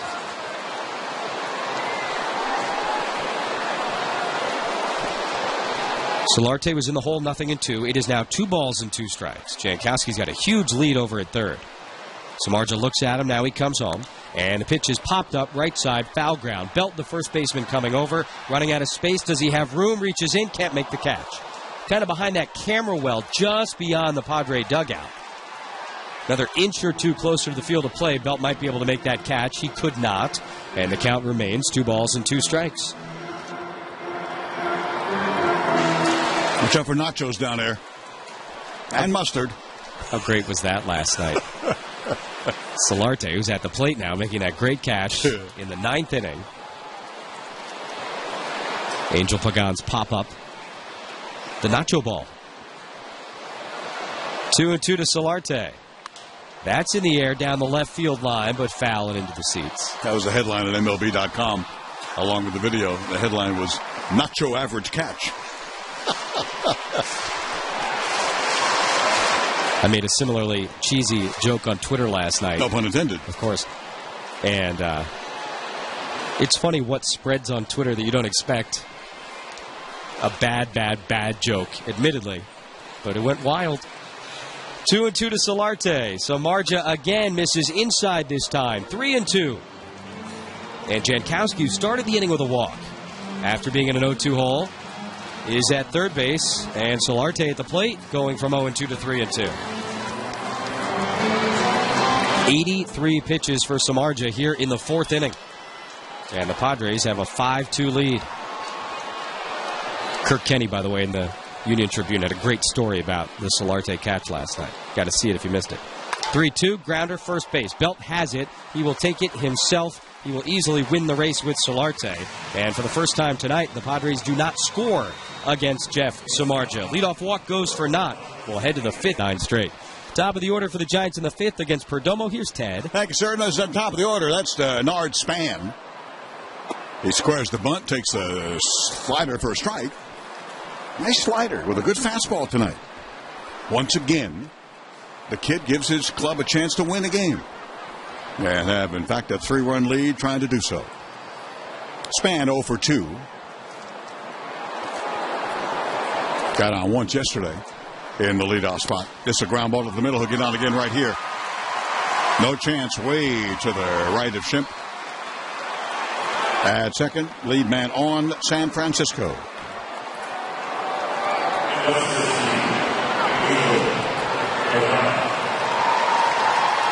Third time tonight out of 5 tries, they do get the lead guy on, trying to jumpstart their offense. Here's Angel Pagan, Rio Piedras, Puerto Rico. And he says, man, he grew up in that North Shore where it's just drugs and gangs and fights and trying to survive. And this guy has been an amazing success story coming from those so-called humble origins. Perdomo. That's off the glove of Norris. Just gave him second base. Weak one-bounce throw down there, but no chance whatsoever to get Span. Giant runner in scoring position. Making it easy on him.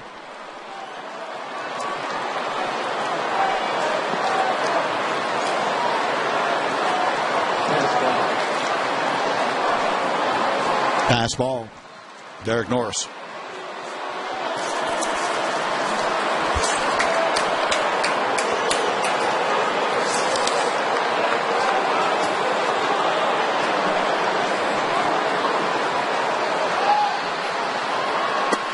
Perdomo delivering. Strike call. Remember last year, Pagan had that huge stretch without a home run. Hundreds of at-bats, I think the longest of his career. His homer earlier tonight is 5th of the season. That's the most he's hit in a single year since 2013 when he had 5. Not what you want from an outfielder. But sure can play. Go get a fly ball, run. That one's way outside again. Got away from Perdomo. Nice stab out there with the left arm. Going straight out for Norris. 2-1. Never hit more than 11 in a single season. That was with the Mets in 2010. I would have guessed more than that. Sure. Perdomo delivers. That's a strike. Slider, then fastball on the sequence. Because you want power from your outfielders. Certainly your corner outfielders for sure. That's what fascinated me about that Dodger lineup. I don't know the last time I saw that. With the top 4 guys, infielders, and not an outfielder in your top 4. Very unusual. Because you want more power normally. You're going to get it from your outfielders, your first baseman, and third baseman, etc. But that Dodger thing's very unusual.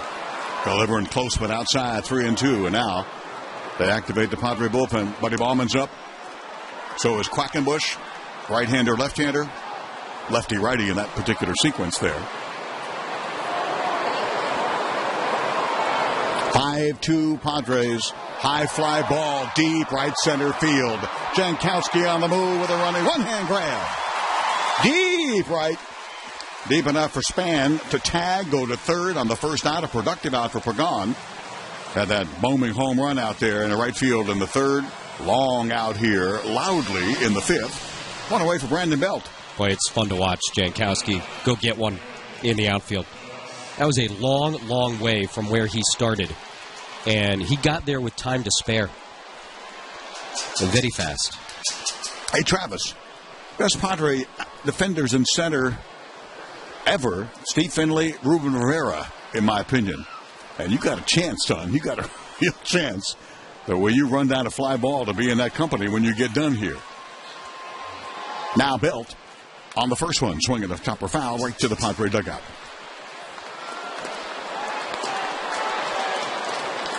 Finley coming in, side to side, going back, leaping at the wall. Steve could do it all. Ruben Rivera could do it all, but he was a 5 o'clock hitter. And played for the Giants also at the end of his career. In fact, he ended his career in San Francisco that day. Pitch is up to Belt, above the belt, no pun intended. 1-1. That's Ruben got in that rundown, went back and forth, and then tried to run across the diamond to go back. Not base to base, across the diamond. Yeah. It cut him the next day. It was unbelievable. The 1-1. Check swing, also out of Norris's glove, but he keeps it right in front of him, first base side. 2-1. He was some kind of defender. Great athlete, soccer player, and couldn't hit the pelota.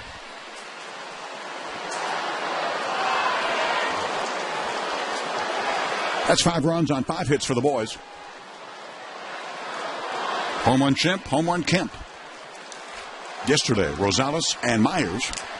2 runs, 7 hits, 2 errors for the Giants. 2-1. Boy, that looked good. Called it a ball. 3-1. Big add-on for the Giants right there. They need that run right there at third base with 1 away. Belt with runners in scoring position, average. Crawford's their best at that. 3-1, fouled away. Fastball. 95, 96.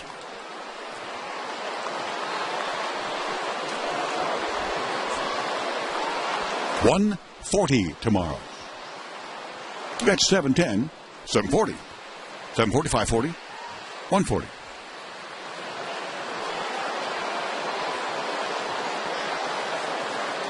And off to St. Louis after the ball game tomorrow. Perdomo, pitch number 93 on the 3-2. Strike 3 called, and Belt's not going to be happy. He thought that ball was outside. That happened to him yesterday in a ball that I really thought was high and outside. Struck him out in the ninth, got him ejected from the ball game. Bruce Bochy followed shortly after that. Huge second out with a runner at third. And he's in disbelief right now. It was a weird one, not only because of where the pitch was. It was close. Looked outside to me. Without question, that's a ball. But Dana DeMuth, the plate umpire, he didn't ring him up like it was strike 3. He just sort of put his hand up as he does for strike 1 and strike 2. Odd looking. Maybe he lost the count. Now the infield go back up. Now Posey takes it inside. Ball 1.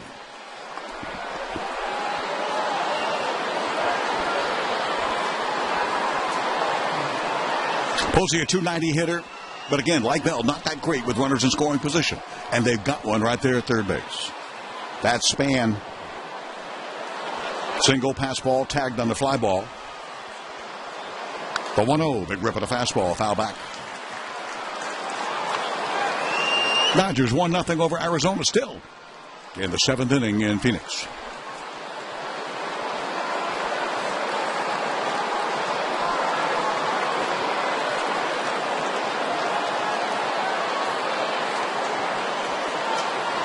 Sitting on 95 pitches, getting close there, Luis. 1-1, ground ball, third base, inside the bag, extra bases. They do get the run on a 2-out extra base hit by a tremendous ball player, Buster Posey. That was huge. 5-3, Padres, now a runner at second in scoring position and 2 gone.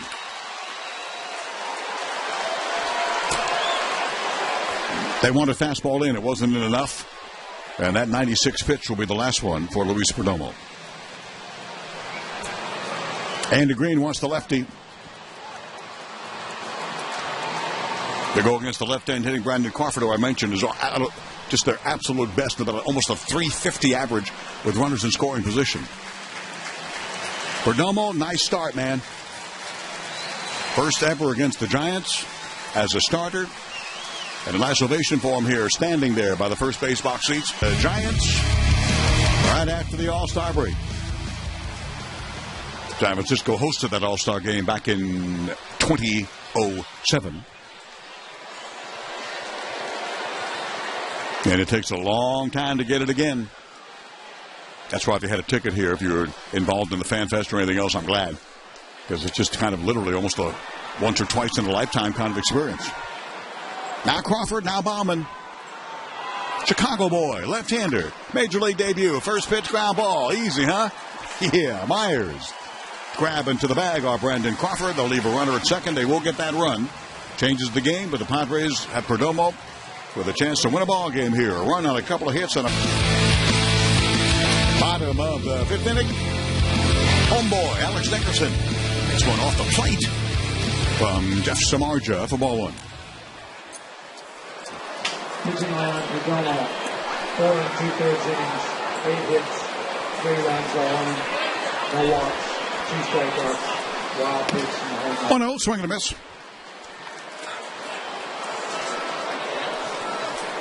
Perdomo through the innings.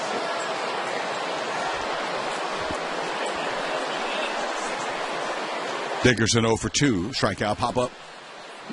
1-1 foul out of play down the left field line.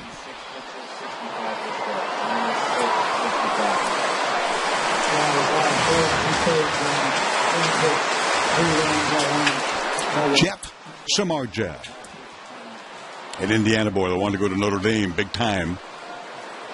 As we mentioned, chose after playing both sports, baseball over football. Thrilled because he was drafted by the team he loved, the Chicago Cubs. Fouled away, broken back, dribbling toward the third base on deck circle. New lumber. Dickerson. Von Miller of the Denver Broncos signed a contract the other day. It'll pay him $70 million guaranteed. That's the most of any non-quarterback in the National Football League, and it's really an extraordinary deal, a very unusual one. Jeff Samardzija, who right now has an ERA over 4, signed a 6-year, $90 million contract this offseason. Major League Baseball. If you can play it, do it. 1-2. High and outside. It's the hardest. It's the most difficult. I'm convinced it's the most difficult game there is. Because of that hitting that round ball with that round bat. Right-hander winds and deals on the 2-2 way outside. And Samardzija, his father, was stunned because he was so good in football. Going to be a #1 draft pick without question. Patriots were following him. They wanted him, according to his father. And his father said, "You're going to be a what? You're giving up football?" He was stunned. 3-2, high fly ball. Just got under that, but still deep to right center where Parker will move over to his right from right field and make the grab. 1 away. Here's Derek Norris. That's what his father told him. You're not a pitcher. You're a thrower. If you're going to go to majors, you're going to become a pitcher. And you got to get rid of that football mentality where, you're out there huffing and puffing and snorting, and you can't do that. It'll drive you nuts. And he says he's adjusted to that as best he can through his time. But he was very devastated when the Cubs traded him because that's his basic hometown team. Norris 0 for 2. 5-3 Padres here in the 5th. Samardzija, fastball, strike hold.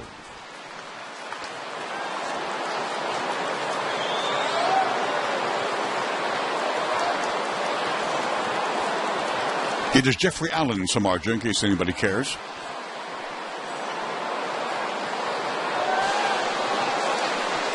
Signed from Posey in the 0-1, swing and a miss. It's a good middle name. Because it's my middle name. I thought so. Checking if we spell it the same way. We do not, so never mind. A-L-A-N. Yeah, bad middle name by him. You an E-N? Or 2 L's? A-L-L-E-N, yeah, both. 2 L's, 1 E. He's 1 L and an A. 1 L, 1 A. I see.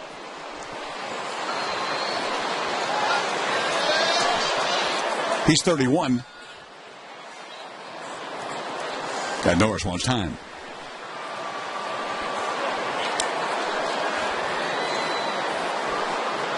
Oh, 2 on the way. Got in front of it. Out in front. Way down the left field line. Pagan coming over. And very close. Bounced right real close to the railing there by row 1. Thought they had a play. They did not. They being the third baseman, shortstop, and the left fielder, Pagan. That was Nacho territory. That's right. You're in Nacho country now. I remember when the Padres were playing in Pittsburgh, and they had the big Renaissance Fair down by the water there, the old Three Rivers.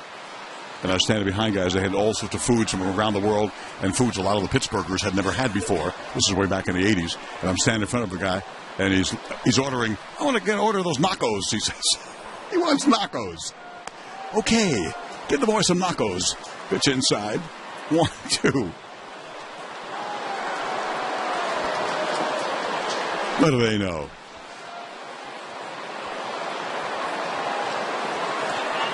Boys have 5 runs on 5 hits against this tough right-hander. In his first year as a Giant, 1-2 pitch, fouled out of play. Upstairs, first base. Upper tank for Derek Norris, foul ball. Big crowd, big crowd. 38-5 yesterday. More than that today, it appears. Yeah, I think the only empty seats are way up top at the corners. Yep. Ryan Schimpf's on deck. One out, nobody on. Samardzija slowing it down. The 1-2 way outside on the slider. Might have been the cutter. 2-2. Ted Williams always said the slider's the hardest pitch to hit. He didn't face cutters, or I believe he changed his mind about that. I think the cutter's more difficult. 2-2. Chopper down to third and foul.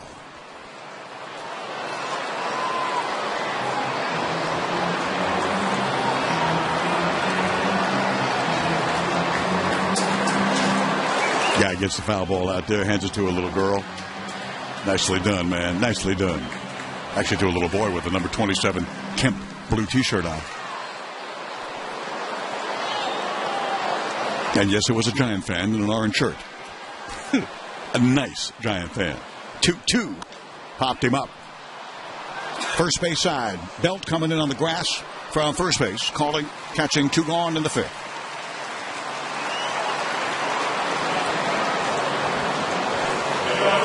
Here's Ryan Schimpf. Home run triple. Nice start.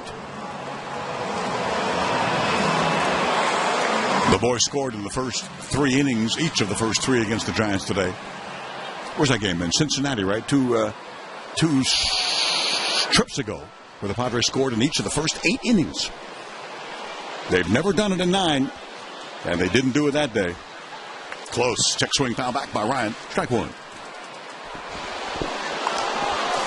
That was wild. Sure was. Baseball is so full of statistical anomalies and strange things that happen. It's part of the charm of the game. Crazy stuff. I mean, that's happened fewer times than the number of perfect games that have been thrown. Remarkable. The 0-1 in the dirt. 1-1 to Schimpf. He gets a knock here. Things are going to get really, really interesting to where we invoke radio cliche number 1. Don't touch that dial. Don't go anywhere. Looking for the second cycle of all time. As Jesse told you, never in Petco. At least never by a Padre. Samardzija's 1-1 in there for a strike.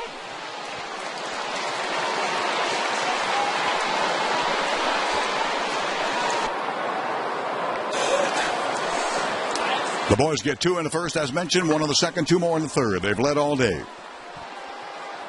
Tied once yesterday at 1, led the rest of the way. Taking a 4-1 victory. 1-2 pitch to Schimpf is way outside.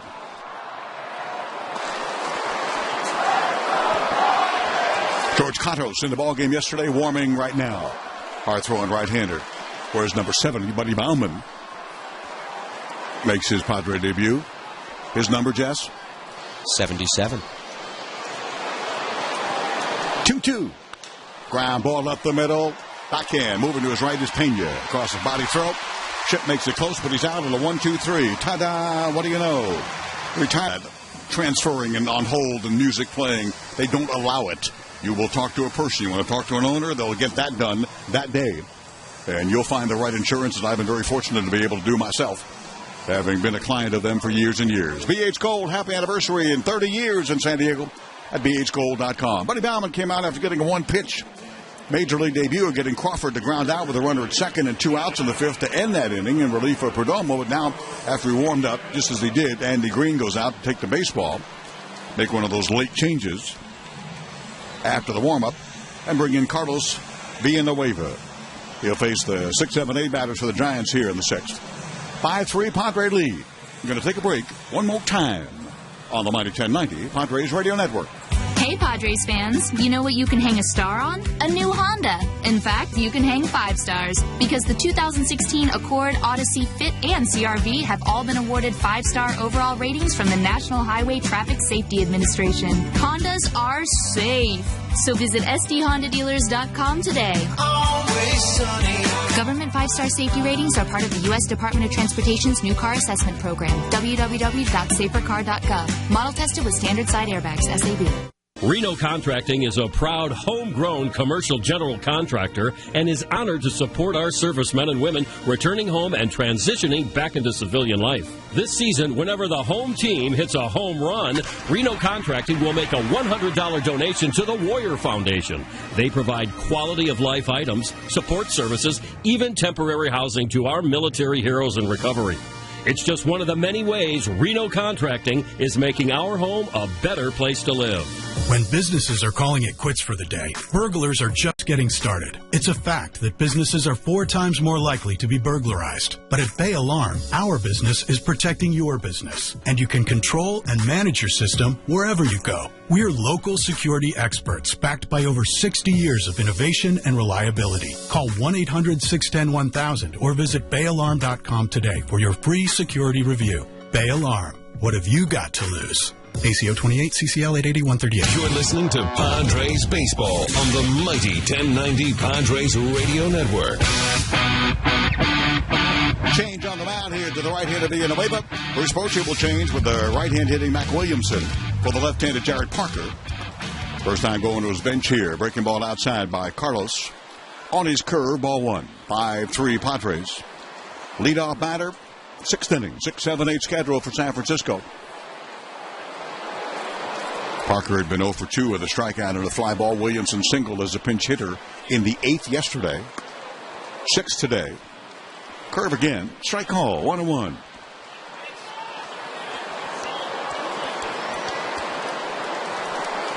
Parker got called up. Williamson got called up, made his major league debut here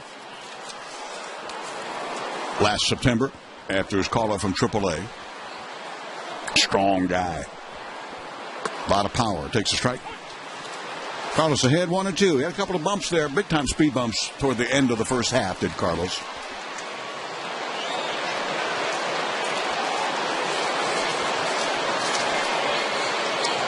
.36th appearance, ERA 4.65. That's high for a guy with that kind of stuff and experience. 1-2. Third straight curve, low. 2-2. Perdomo 4 2/3, 8 hits, 3 runs.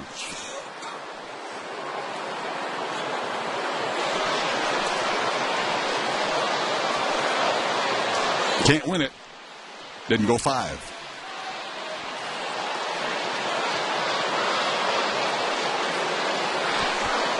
Villanueva delivers. High fly ball hit a proverbial ton. Somewhere out there, deep left, making a leap up. No chance at all for Dickerson. Like I said, Williamson's power is really as much as anybody on this ball club. Now it's a 1-run game. Villanueva continues to have big problems. Got under that, and it was so high, I thought maybe when one of those words comes down right at the wall. No. Hanging.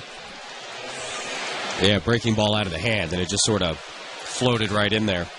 Knee high, Williamson bent the legs and just loaded up and drove it to deep left field. Like you said, big guy, 6'4", 240. And when he gets behind one like that, it's going to go a long way. That's his 4th this year, RBI 9. Brand new ball game, 1-run game. Here's Conor Gillespie, taking high outside, ball 1.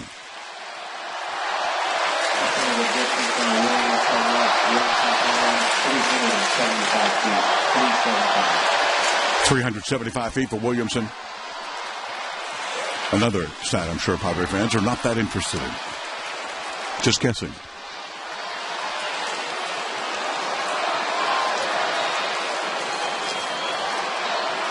There's a 1-0 high and outside.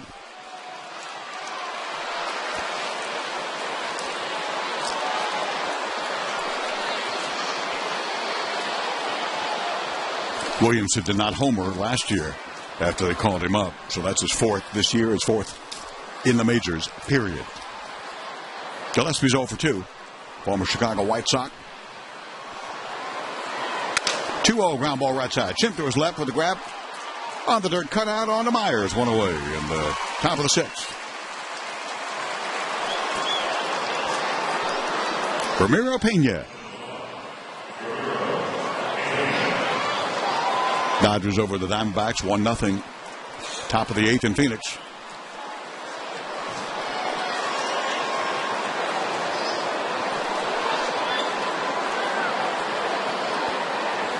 Red Sox beat the Yankees second day in a row. Rodriguez over Sabathia. Chase Headley got his 8th home run. Good for him. There's a curveball, strike called. Pena from the left side. He is a switch hitter, as you know.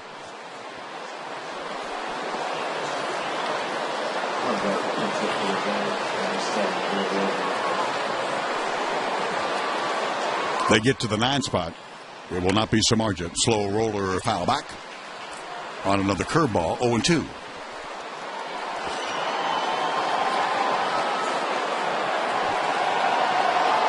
Gregor Blanco started yesterday in right field as opposed to Parker today. He's on deck.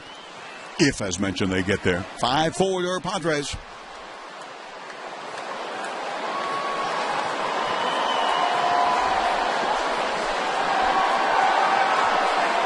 There's the 0-2. Hammered that one. That should be a tie game right there. Another hanging curveball from Carlos. It is a 5-5 game. That one is deeper into right field than the one a moment ago by Parker to left field. Wow. Carlos in a slump. Game tied. That was a no doubt about it.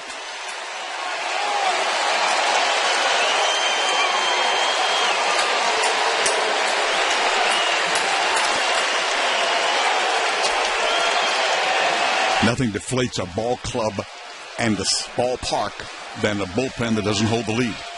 And we've been spoiled here. We haven't been winning. This organization has not been winning divisions. They've not been in playoffs, as you know, for a long, long time. 06. But they've had marvelous bullpens that when they could hit enough, which was a problematic problem, hit enough to get a lead, they held that lead. Not today. Not tonight. Now they'll call back Blanco and use Ruben Tejada, the former Met, in the 9 spot for Samardzija. And he's off the hook for a potential loss. First pitch, Carlos. Do a fastball for strike call.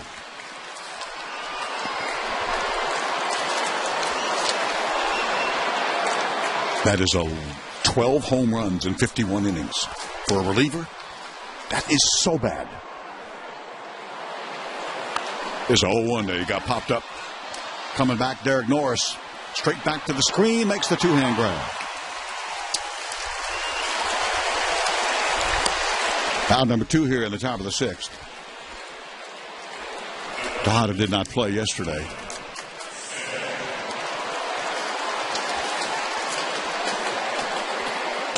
Here's Denard Span, leadoff man.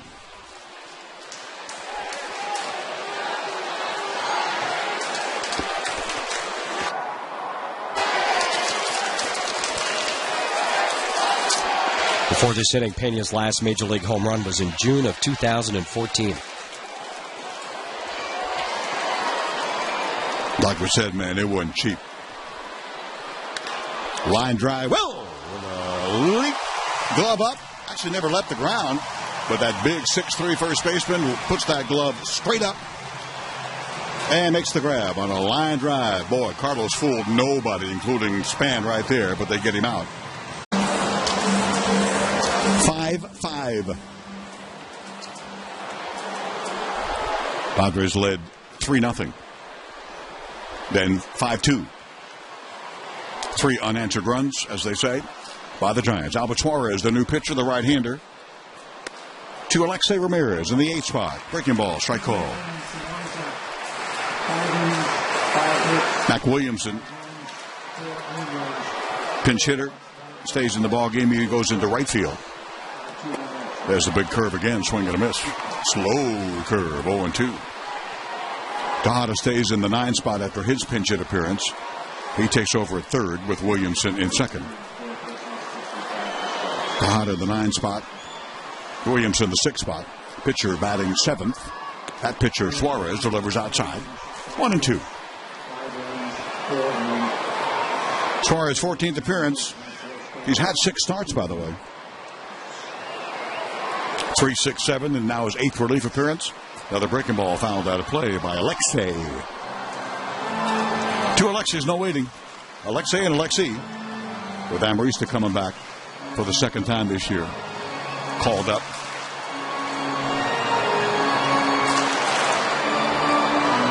The little guy does light up a clubhouse, man. Great, energetic, fun guy. Seems like Alexi's been here forever. He's one of the senior guys on this club by now. On that trade with the Angels. There's a 1-2. That's a curve, but it's low. 2-2. Ramirez, single, intentional walk so far. Speaking of Alexi, he's on deck. I hadn't even seen him. I was talking about it, but I hadn't even seen him. Right-handed Suarez deals. There's that curve. Checked low. Nice check there. Adjustment by Ramirez against this Venezuelan. You might have seen some Venezuelan players wearing cleats, shoes with their Venezuelan flag on it on July 5, because as opposed to July 4th, their Independence Day is July 5th. And so a lot of the Major League players are wearing those special shoes, honoring their own country. Pitch outside, ball 4. Nice job right there by Ramirez to get on for Alexi. So Samardzija walk 4, one intentional. Now the lead walk by Suarez.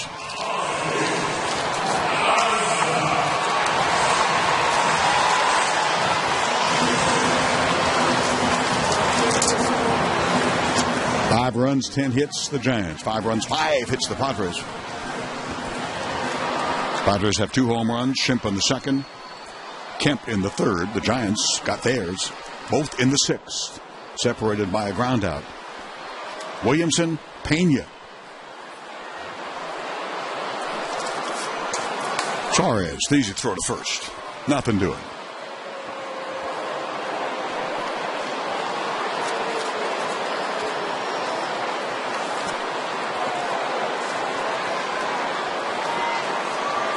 They called him up, by the way, to take Matt Cain's position in their starting rotation. Suarez, that is. 6'3" right-hander delivers. Big rip by the Ninja. Foul back, strike 1.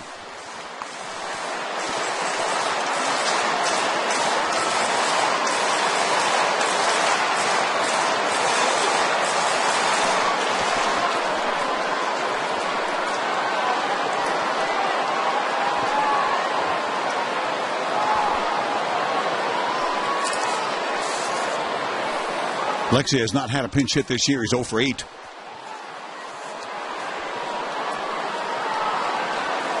Takes one outside on a fastball. A 92. 1-1. 2 hits, 2 runs, 4 runs.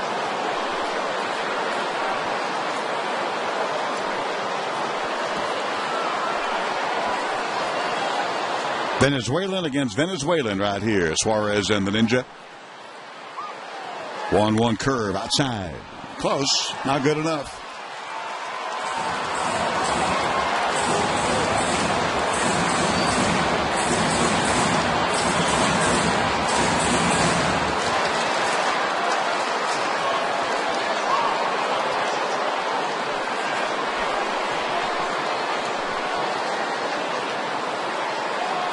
Samardzija, 5 innings. 5 hits, 5 runs, 4 earned. 4 walks, 1 intentional, 4 strikeouts. 2 home runs allowed, 104 pitches, 65 for strikes. No decision for him. No decision for Perdomo. Easy throw to first. Alexi doesn't steal. Doesn't run. Held on by Brandon Belt. Ninja, ground ball, second base, made for 2. That's Pena to Crawford. Easy double play. San Francisco. 4-6-3, 2 gone.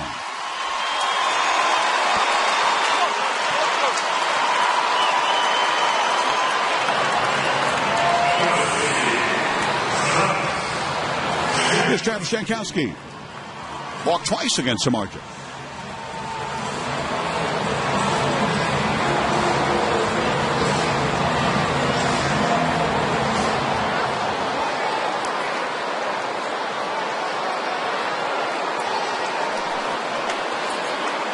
Fastball outside, ball 1. Too bad we left Arizona to have that July 4th. They just came up with their big ice cream sundae. And I do mean big. Fastball, strike call, 1-1. It's 2 pounds. It's in a batting helmet. I mean, a regular-sized batting helmet. 2 pounds of ice cream and brownies, whipped cream, all that stuff. Sauces. They said it's 3,500 calories. So if you, Dave, Marcus, and I split it, we'd only be like a little bit over 1,000 each. Which is really good for you. Like a day's full of calories. Pitch outside the ball to Jankowski. 2 out, nobody on after the DP. 5-5 ball game, 6th inning. 2-1, line to center field. Travis still looking like a major leaguer, man. That's a base hit taken by Span. 2 out runner for the boys. The tie-breaking run, and a guy who can run. Yeah, 3,500 calories. And they were questioned about that. Gee, gosh, that's... I said, no, it's for the entire family. It's not. We don't mean it for one person. Right. It's that huge, so they can take that and put the big batting helmet, Diamondback type batting helmet. It comes with it, souvenir. The 2 parents and the 9 children, Exactly. And then it really averages out nicely. Yeah, 3,500 is good. Weighs 2 pounds. Here's Will Myers.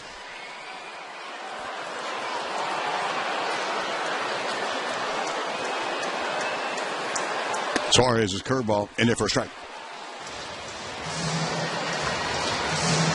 The Cubs came up with one where they had the Vienna Beef Company, which is big in the Midwest in hot dogs, including at the Ball Yard, and the Giordano's Pizza, which is really big in Chicago, come up with a deep dish pizza hot dog. Oh, that's good for you, too. A cholesterol hand grenade. Here's a curveball, chopped foul by Will. Going all the way up the third baseline, but off his foot. 0-2. And it's a regular deep dish pizza, and it has all the pizza stuff, as in, cheese and tomato sauce and all that. Then the hot dog is in there, and it has relish and mustard and ketchup and onions on top of the hot dog built into the pizza. I don't think so.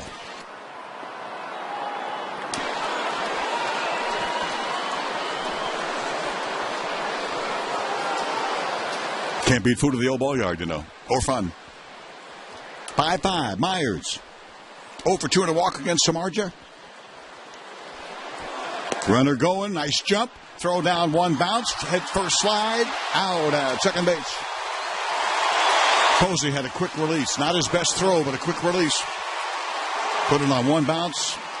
Jankowski standing at second base. Ooh, it's going to really get Bumgarner upset. He's standing at second base.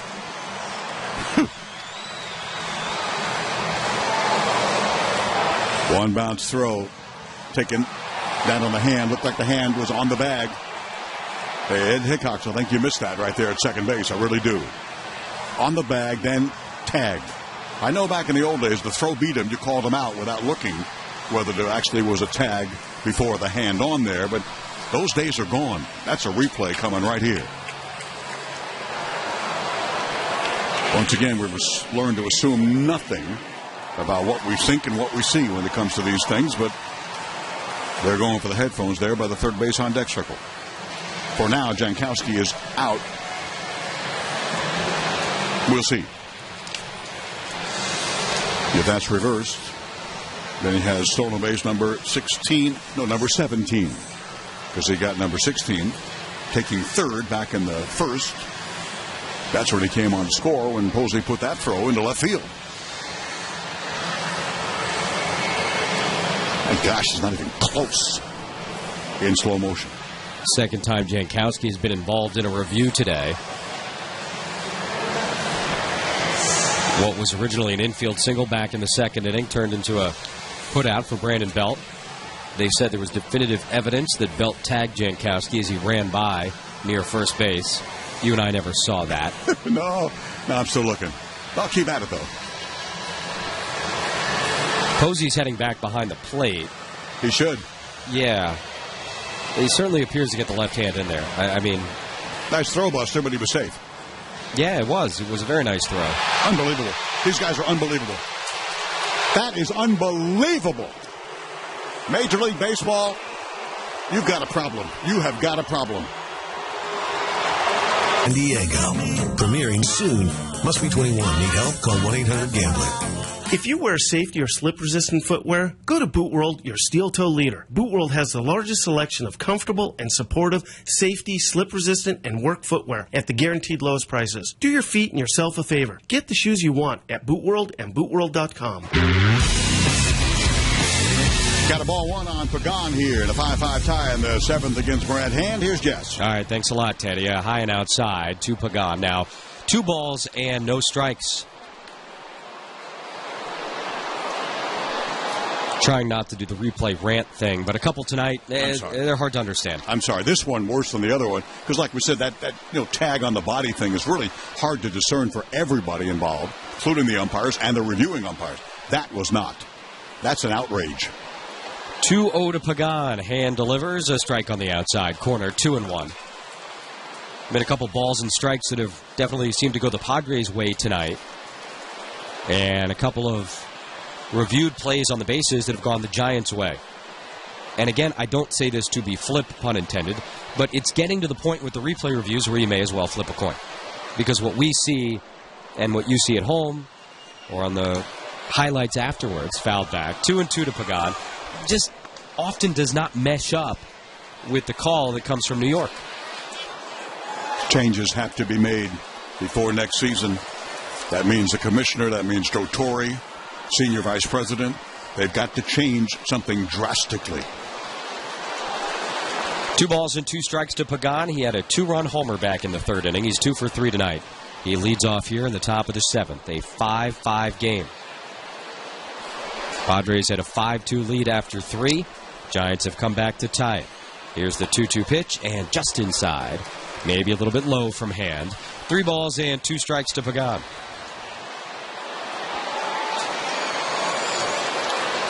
And pitching for the 44th time this year and the 2nd time in this series. He worked a 1-2-3 7th inning last night. He got Crawford, Green, and Blanco. Here he's got Pagan, Belt, and Posey to deal with. And the left-handed reliever is set. And a 3-2. Reached for, grounded up the middle. Ramirez on the move, behind the bag at second. Has it, throws, got him. Nice play by Alexei Ramirez. 1 away here in the top of the 7th. Here comes the lumber due up in the bottom of the inning for the Padres. 2, 3, and 4. Myers, Kemp, and Solarte. That's presented by Dixieline Lumber and Home Centers, serving builders, contractors, and homeowners for over 100 years.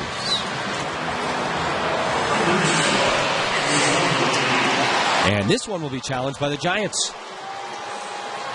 It was closer than I thought it was. It looked safe to me on the first replay. Boy, the call was so definitive by the first base umpire, Gabe Morales, who's already been overturned once tonight. And just in my naked eye, I thought he got him. But you're right. After looking at one replay, I got safe. Not even close. Nope. But then I said that the other play with Jankowski's hand on the bag, not even close. And these guys in New York call that out. Nice job by Alexei Ramirez. He went about as far as he could to get to that one. Delivered a pretty strong throw to first base. But Pagan still runs well enough. And it does appear that he beat that one out. It's a quick review. Umpire's taking the headsets off. And he is safe. 3rd time tonight, a replay review does not go the Padre way. The first 2 you could call controversial, but that one, they clearly got it right.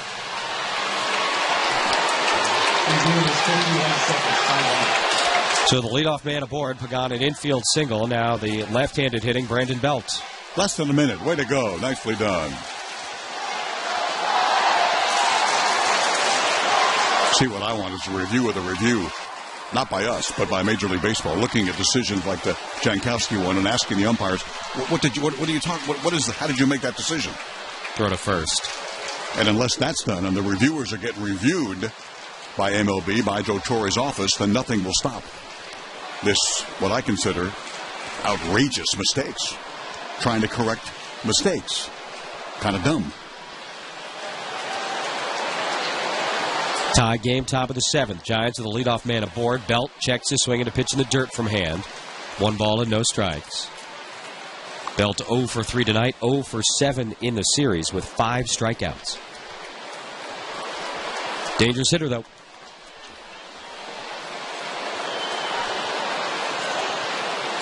A flyout, a lineout, and a strikeout tonight.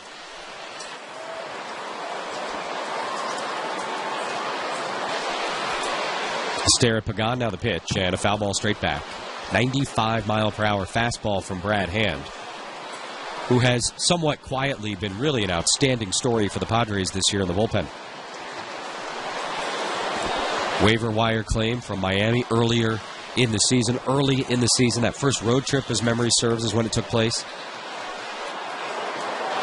Starter at times for the Marlins, moved to the bullpen, and he's done an outstanding job for the Padres this year. Throw to first, and this time Pagan back in, standing up.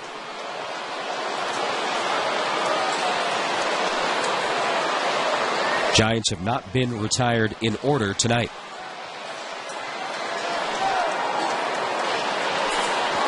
And the fourth pitcher used by Andy Green, Luis Perdomo, started. Buddy Baumann made his big league debut in relief. Carlos Villanueva last inning, and now Brad Hand. Check swing by Belt. They appeal to third, no swing. Laid off the slider, and the count goes to 2 balls and a strike.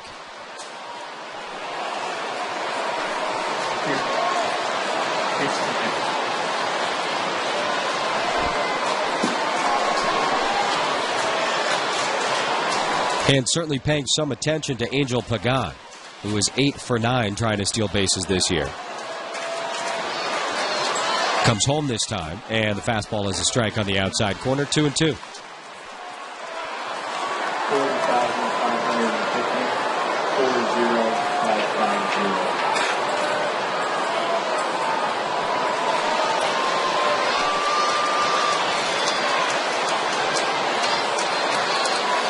Pagan stretches out the lead over at first base, Hand staring in. He's got the sign from Norris set just above the belt. Checks Pagan for a second time, stares at him, and now time called at the plate just as Hand was going into his motion. Another big crowd. Ted said it was bigger than last night. He was accurate. 38,522 yesterday, 40,550 today. Great crowd on a great night for baseball in San Diego. 2 balls, 2 strikes to Brandon Belt.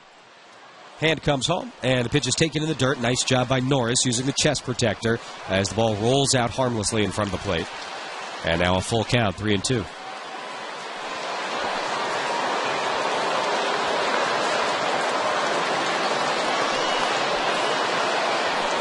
Belt, the leading hitter on the Giant team, also leads the National League in doubles.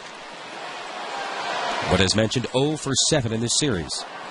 Struck out 4 times last night and was ejected for the first time in his major league career.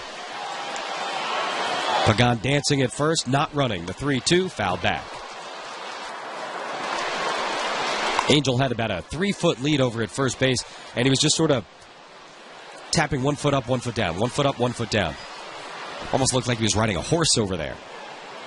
But did not run, just trying to take a little bit of attention away from Brad Hand, the left-hander, who's staring at him.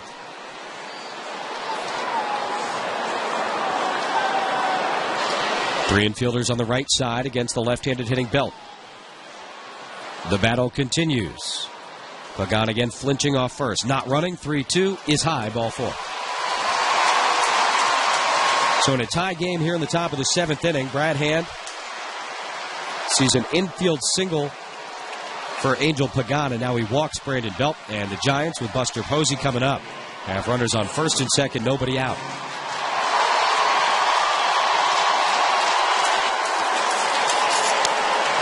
Derek Norris out to chat with Hand in the meantime. Reminds you the Padres baseball is brought to you by MetaFast. Visit MetaFastCalifornia.com and download your coupon to save $100 off your MetaFast Weight Control Centers program.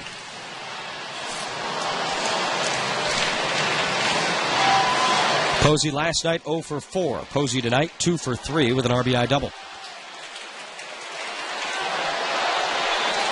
Pagan at second, Belt at first.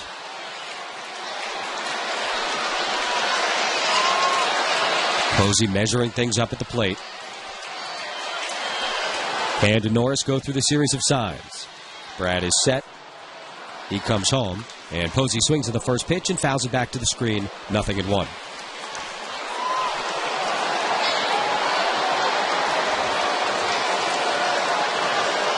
Padres led 3-0. The Giants made it a 3-2 game in the top of the third. Padres made it 5-2 in the bottom of that inning. Giants got one in the 5th to make it 5-3, and then 2 solo homers in the 6th to tie the game at 5. They're threatening for more here in the 7th. Here's the 0-1 to Posey. Curveball outside. 1-1.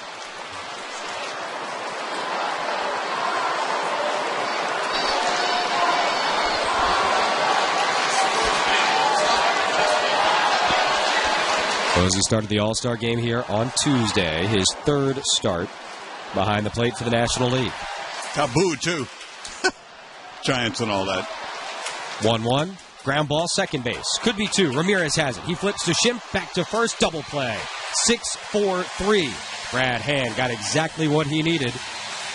Pagan goes to 3rd, but now 2 outs, and the batter will be the left-handed hitting Brandon Crawford. Gerald Dempsey Posey bounces into a double play.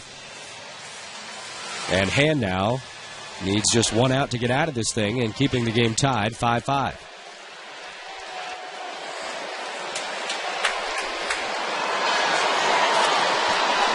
Crawford last night popped to center against Brad Hand. It was the first man he faced. Trying to make him the last man he faces here tonight. What you got here is Crawford, the best guy with runners at 3rd and fewer than 2 outs in the National League. But here, with 2 out. Clutch hitter, though. Singled his first time up to extend his hitting streak to 7. He's 1 for 3. First pitch from Hand, swung on and missed. Tried to check, could not. Not even close. 0-1. Good curveball from Hand. Told you earlier, the Padres with Myers, Kemp, and Solarte due up in the bottom of this inning. Samardzija started for the Giants, Perdomo for the Padres. Neither will factor into the decision tonight. No balls and a strike to Crawford. Hand ready, and the pitch swung on and missed. Went curveball slider to the left-handed hitting Crawford, and now he's ahead of him 0-2.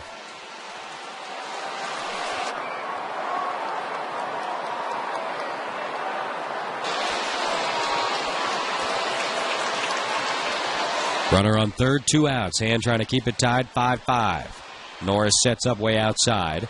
Hand ready, and the 0-2 to Crawford in the dirt. Checked his swing. Another breaking ball from Hand. That's 3 straight. And now 1 ball and 2 strikes.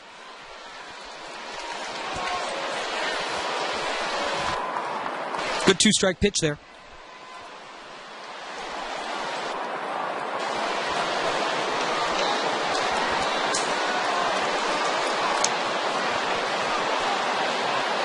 Crawford sort of measuring his half swings in the left-handed batter's box. He's ready. Hand is ready. The 1-2 pitch. Line foul. Second deck back behind home plate. Still 1 ball and 2 strikes from Brad Hand to Brandon Crawford.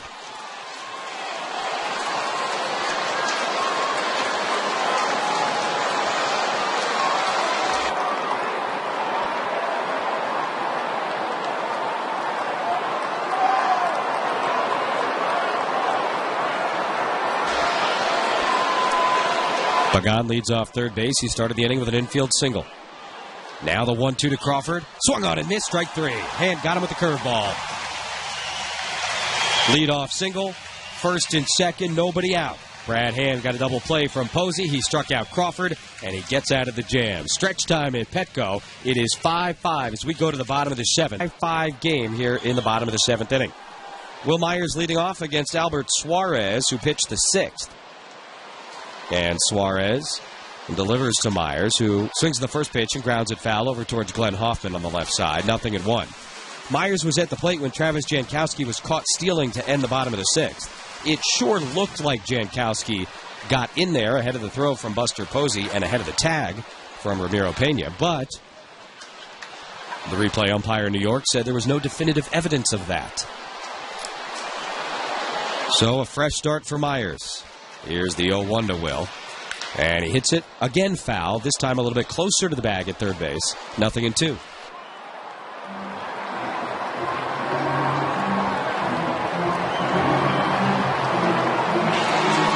Myers tonight is 0 for 2. He walked, stole a base, and scored a run back in the first inning.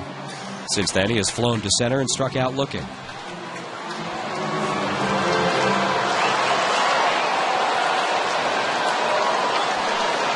Will waits. The 0-2. Big slow curve. He takes it outside. They'll appeal to first, but no way he swung. 1 ball and 2 strikes. Myers, as you may have heard by now just 1 home run away from tying the Petco Park single-season record. Justin Upton last year. Will Venable in 2013. 1-2 is outside. 2 balls and 2 strikes. Myers hitting close to .350 at home this season.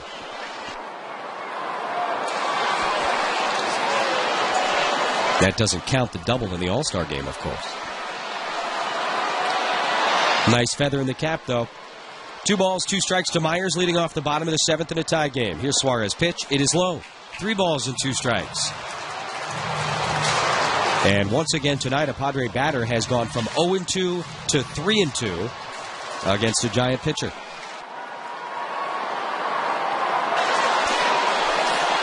Matt Kemp next, then Solarte. Each of them has driven in a run tonight. Here's the payoff pitch to Myers. Taken outside and low, ball 4. Leadoff walk in the bottom of the 7th inning. And Myers, who has stolen 16 bases on the season, including 1 tonight, is aboard for Matt Kemp. One final reminder about tomorrow. Family time. Padres Giants at 1:40 and the Kids Fest. Supported by High Chew. A bunch of kid-friendly activities, and after the game, kids 14 and under invited to run the bases on the field. A Compadre Kids membership, again, we say, is required for that, so you can sign up at the ballpark and do that. Pick tickets at Padres.com for tomorrow at 1:40. End of series, end of quick 3-game homestand. 5-5, bottom of the 7th, nobody out. Myers at first, Kemp at the plate. Suarez first pitch, fouled off at the plate, 0-1. Matt tonight, 1 for 3. Homered off Jeff Samardzija, leading off the 3rd inning. It was his 2nd homer against Samardzija this year. Had a 2-run shot against him in San Francisco back in April.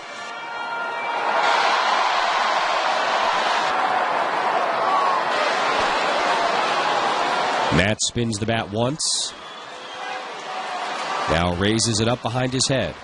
Pitcher Suarez looks over at Myers. He's got a pretty good lead at first base. Long pause, now the pitch. It's inside with a fastball.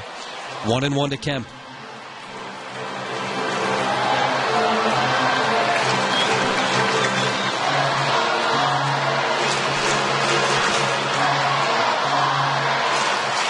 Last night's game was played in a tidy 2 hours and 39 minutes. We're approaching 3 hours here tonight in the bottom of the 7th. Both teams have really worked the count and had men on base. 1-1 to Kemp is low. 2 balls and a strike. Samardzija started for the Giants, threw over 100 pitches in 5 innings. Perdomo started for the Padres, threw 96 pitches in 4 2/3. Teams have combined for 17 hits. Padres have drawn 6 walks. Giants have committed 2 errors. Here's the 2-1 to Kemp. Lines it to left. That's going to be a base hit. It's a fair ball, and it's going to go towards the corner. Pagan cuts it off. Myers on his way to 3rd. The throw will go to 2nd, and the Padres have runners on the corners. Nobody out. And Yangervis Solarte coming to the plate. Nice piece of hitting, wasn't it? Curveball away. Came back over the plate. Reached down, got it. Nicely done. Giant pitching coach Dave Righetti going to go out and chat with Suarez. Last night, Bruce Bochy used just 2 relievers. George Contos pitched the 7th. Derek Law threw the 8th. It has been only Suarez so far. Nobody was warming for San Francisco, although now there is some action down there.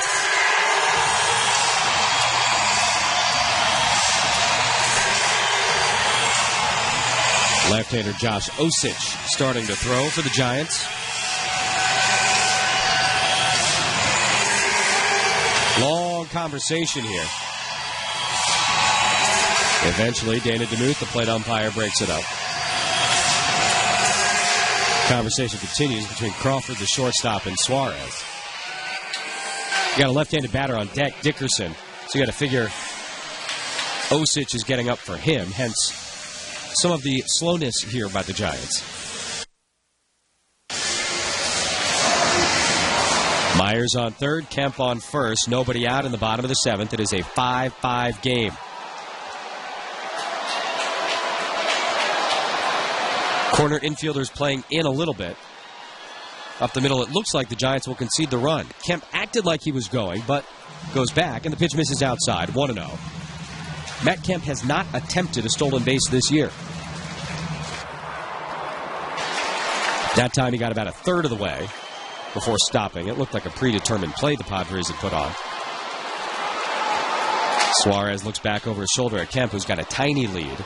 And the 1-0 to Solarte is outside. 2-0.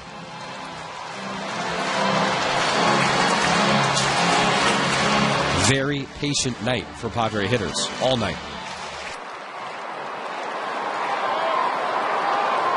Solarte, of course, a switch hitter batting left-handed. Twice tonight he has grounded to first. He also has an RBI single. That was back in the first. Here's the 2-0. Jan Hervis swings, chops it over the head of Will Myers. Foul territory, left side. 2-1.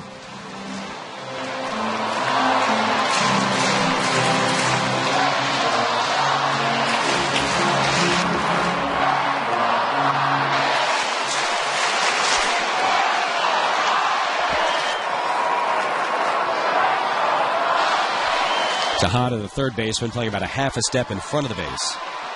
Belted first, also a little bit in front of the bag. Now the 2-1, big swing and a miss. Solarte out in front of that curveball. 2-2 from Suarez.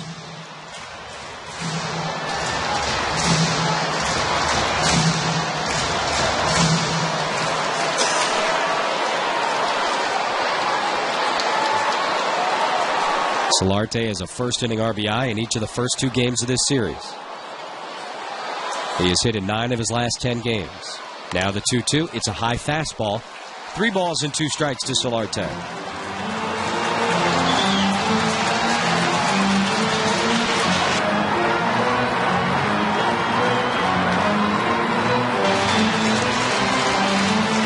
Mentioned that Kemp has not attempted a stolen base this year. He's at first. 3-2, nobody out. Myers on third.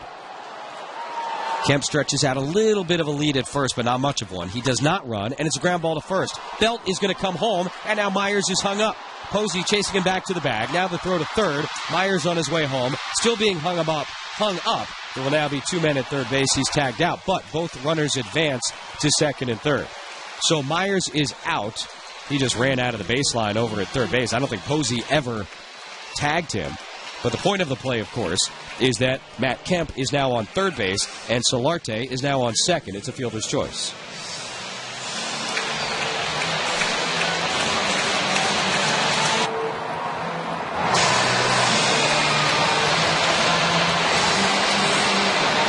(3-2, 5-2) on the putout, I believe, officially. Myers was going on contact. And now the Padres have 2 men in scoring position with 1 out, and they're going to intentionally walk Alex Dickerson. That will, of course, load the bases. And from the Giant perspective, that means they'll have a force at the plate and the possibility of a double play ball on the infield.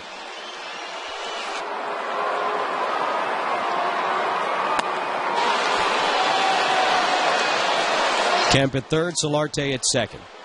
2 balls and no strikes to Dickerson, who waits for intentional ball 3 from Suarez. Here it is. Derek Norris will be the batter with the bases loaded and 1 out.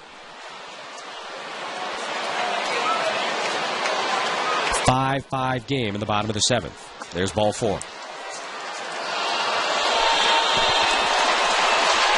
Well, opportunity is knocking for Derek Norris. A lot of ways to give the Padres a lead here. Bases loaded, 1 out, and again, the Giant infield will converge on the mound and discuss things with Suarez. In the meantime, remind you the Padres are still offering summer baseball camps through August 12th. Camps are open to kids ages 5 through 12. They get exceptional instruction, character development, and a unique Major League experience. Check out the upcoming camps in Scripps Ranch, Point Loma, Carlsbad, and Del Mar. For more info and to register, visit Padres.com/playball. Derek Norris has 3 career grand slams, the last of which was a walk-off grand slam. last May against Pittsburgh here at Petco. This year, hitless with the sacks full. Doesn't need a hit here to give the Padres the lead, although it would be nice. Bases loaded, 1 out, tie game. First pitch to Norris, swung on and missed. Fastball in on his hands, 0-1.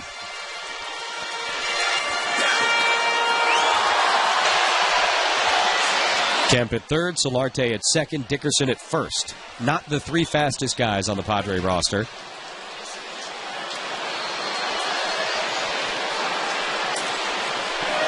Albert Suarez set just below the belt. The 0-1 on the way. Little check swing, and it gets away from Posey, but not very far, so... Sorry, that's a foul ball off the bat of Derek Norris. Ball must have hit his bat as he checked, and so very quickly, 0-2. Norris hitless on the night. Strikeout, and a couple of pop-ups.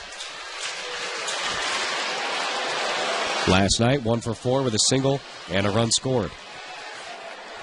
The run he scored last night turned out to be the difference in the game. Trying to make a difference here tonight in a 5-5 contest with the bases loaded and 1 out.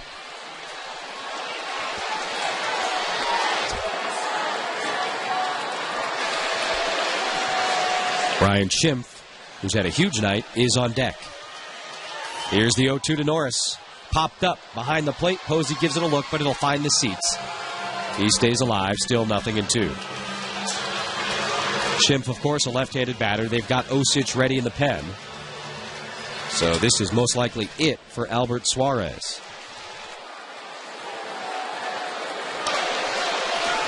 Five runs on 7 hits for the Padres. 5 runs on 11 hits for San Francisco. Bases loaded, 1 out, but Norris in an 0-2 hole. Here's the pitch. Check swing, strike 3 called. Fastball, top part of the zone. Norris sort of doubles down at the waist. He is punched out. 2 away, and that will be all for Suarez as Bruce Bochy makes his way to the mound. That was a good pitch. Top part of the strike zone, it was close. It went Suarez's way, and now 2 outs, bases loaded, and the Giants will make a pitching change, bringing in the lefty as Ryan Schimpf is due to hit. He's kind of looking back over his shoulder, wondering if Andy Green is going to hit for him. We'll find out when we come back. It's a 5-5 game with 2 outs in the bottom of the 7th inning. Padres have the bases loaded, and the lefty Josh Osich hitting Rosales for Schimpf. Osich has dominated left-handed hitters, but of course Rosales is a right-handed batter. And right-handers against Osich this year have hit .342 against him. Osich is used pretty much all the time. 7th most appearances in the National League. He's inherited more runners than any reliever in the National League, 37 of them. Now 40 with the bases loaded. Only 2 of the 37 have scored. Stay tuned. Rosales waits. First pitch from Osich. Swung on, ground ball, first base. Belt has it, takes it, and with 1 out, Osich strands 3 more. We'll head to the 8th inning as the Padres leave the bases loaded. It is still 5-5 in the bottom of the 7th. Now in the top of the 8th, it'll be Ryan Buchter coming on to pitch. 4th reliever used by the Padres tonight after Luis Perdomo went 4 2/3. Mac Williamson, first pitch swinging, just foul outside of third. 0-1. Williamson pinch hit for Jarrett Parker back in the 6th inning, and he made his presence known quite authoritatively. A home run. It brought the Giants to within 1 run. 2 batters later, Ramiro Pena would tie the game with a homer of his own. Lefty-righty matchup here. Buchter on the mound, Williamson at the plate. And a fastball strike on the outside corner. Quickly, 0-2 to Mac Williamson. Williamson last night celebrated his 26th birthday with a pinch hit single in the 8th. It was the only hit the Giants had in innings 3 through 9. Here's the 0-2. That's pop foul right side. It'll be out of play. Williamson has been on that Sacramento-San Francisco shuttle all year long. He has been recalled 4 separate times from AAA so far here in 2016.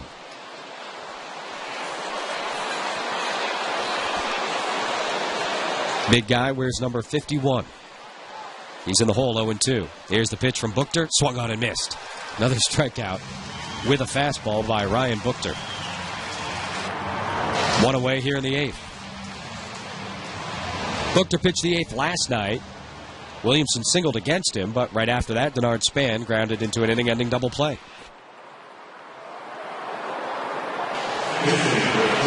Pitcher spot now for San Francisco. They moved him up to the 7 hole with earlier changes, and Grant Green will be the pinch hitter.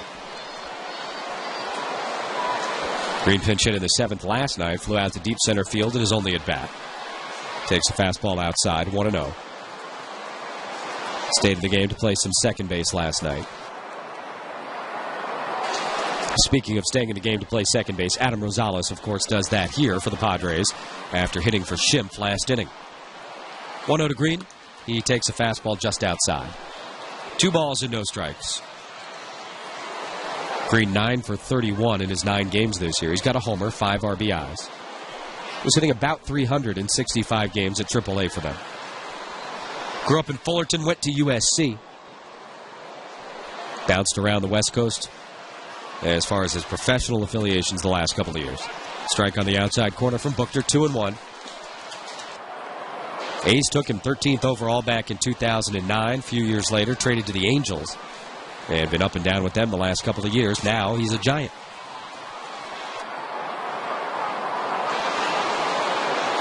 Two balls in his strike. The pitch from Buchter. Foul back to the screen, 2-2.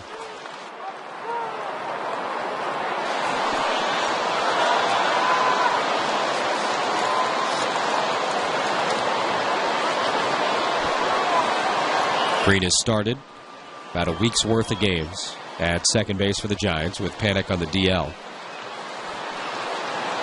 Buchter trying to finish him off. Stretches out the arms. Now the 2-2. That's hit in the air. Right field. Kemp coming in over towards the line. He's got a read on it. And Matt makes the catch. 2 away.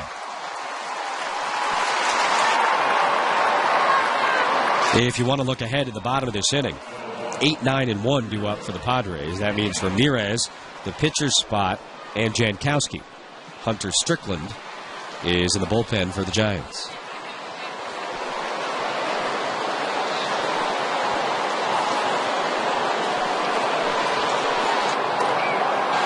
The reason this game is tied is at the plate. Ramiro Pena. It is first home run in 2 years. In his last at bat back in the 6th inning to tie us at 5. Takes a fastball strike from Buchter here. Knee high on the corner. 0-1.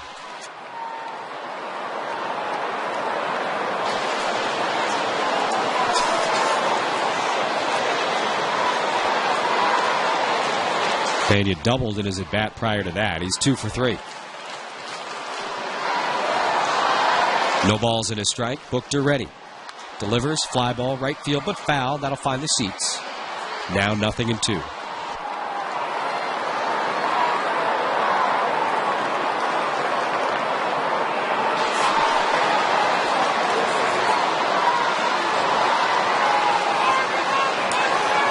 I'll say this, these Giants, they travel well, like they say in football.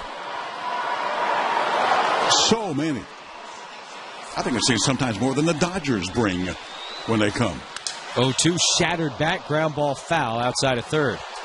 The bat stayed fair over by third base. The ball did not. It's been miserably cold in San Francisco, too. So, hop on a plane, hour later, 73 and sunny. They probably don't mind that trade-off. That's right. Remember Mark Twain, coldest winter he ever spent was July in San Francisco.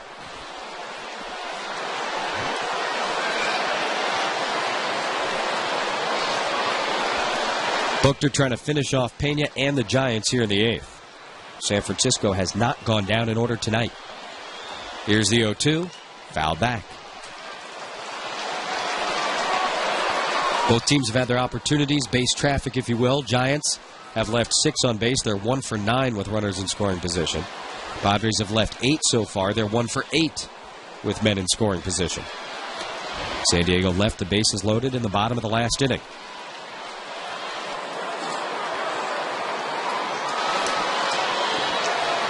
Pena's had a nice night. Buchter's been ahead of him, 0-2. He's been fouling pitches off. Now another delivery. Popped up again, foul behind the plate. Just to our right.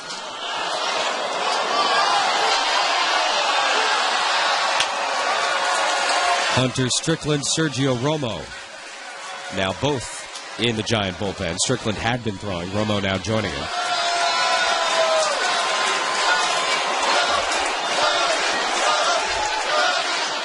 No balls and 2 strikes to Ramiro Pena.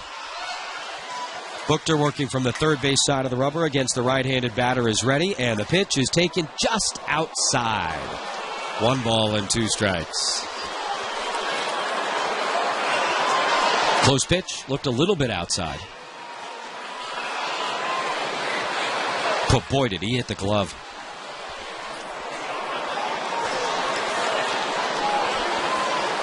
Seventh pitch of the at-bat on the way. The 1-2 is way outside. 2 balls and 2 strikes to Pena.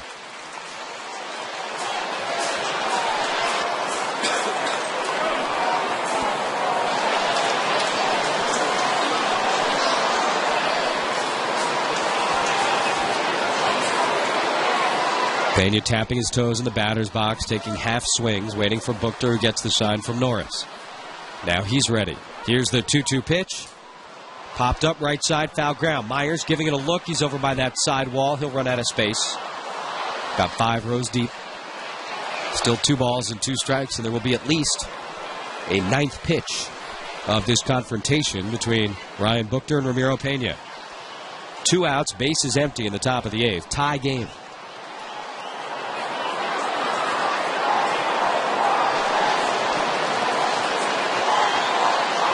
Buchter's got his sign. Stretches out the arms. And now the 2-2. Hit in the air. Shallow. Left side of the infield. Coming in Solarte. He calls. He catches. And Ryan Buchter works the first 1-2-3 inning of the night for a Padre pitcher. Came at a good time in a tie game in the 8th. We'll go to the bottom half. Still 5-5. He's got Alexei Ramirez, the pitcher's spot. And Travis Jankowski due up. Another good relief outing by Brad Hand, pitching a 1-2-3 top of the 8th. Giants go down in order for the very first time tonight. Ramirez has been aboard 3 times this evening, all 3 times. Singled his first time up, walked intentionally in the 3rd, and walked unintentionally, leading off the 6th. Strickland kicks the leg, comes home. And a first pitch fastball for a strike at 97 miles per hour, 0-1. Strickland appearing for the first time since July 8th, 8 days ago. Through 1 inning against Arizona, gave up a hit. Here's the 0-1 to Ramirez. A breaking ball, top foul, third base. Quickly 0-2. Brett Wallace in the on-deck circle. One of the better pinch hitters in the National League the last couple of years. And obviously a real deal power threat.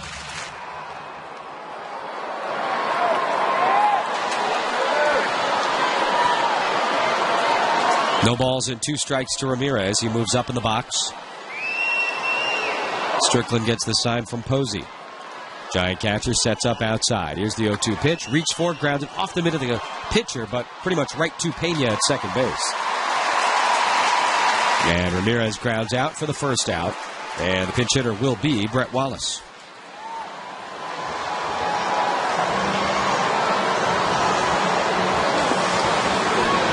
Padre closer, Brandon Maurer, warming up to pitch the 9th. Obviously at home. Whether or not the Padres score here, you can expect to see him work the 9th inning. Picked up his 2nd career save last night. Working a very, very, very eventful 1-2-3 inning. You had the nacho catch. You had an ejection. Or 2. Or 2, yeah. Boch is 70. Congratulations, Boch. Career number 70. 2nd this year. Way to go. Nice round number. Exactly.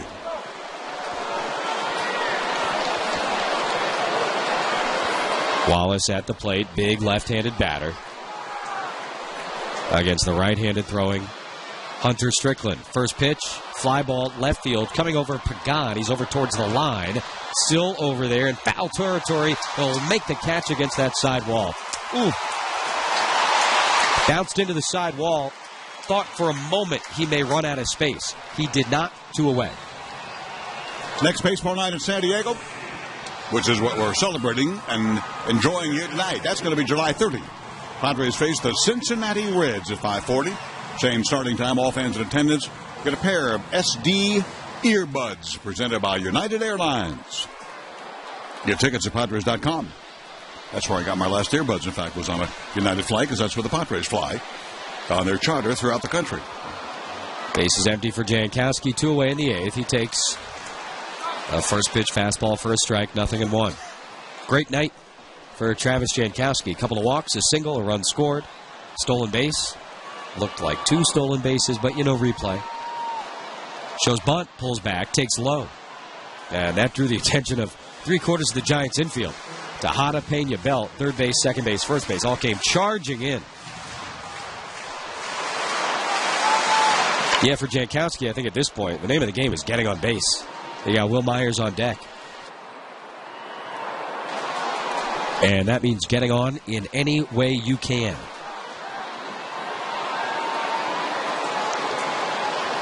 Waits for the 1-1. Here it comes. And it's outside.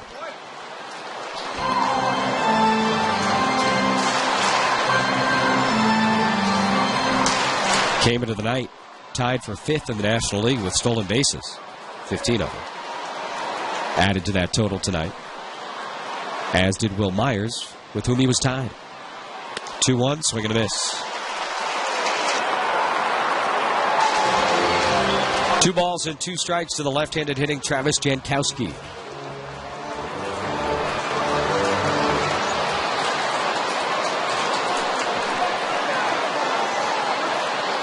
Strickland comes set, just above the belt. Kicks the leg, delivers, swing and a miss.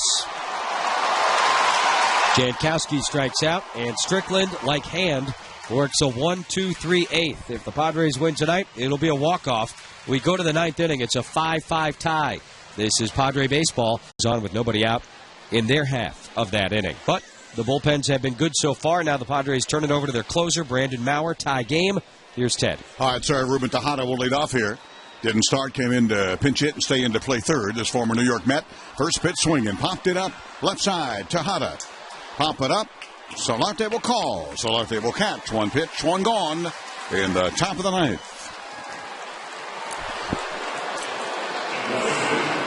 The president of the Chase Utley fan club right there. Not. Oof. Top of the order. Bernard Span.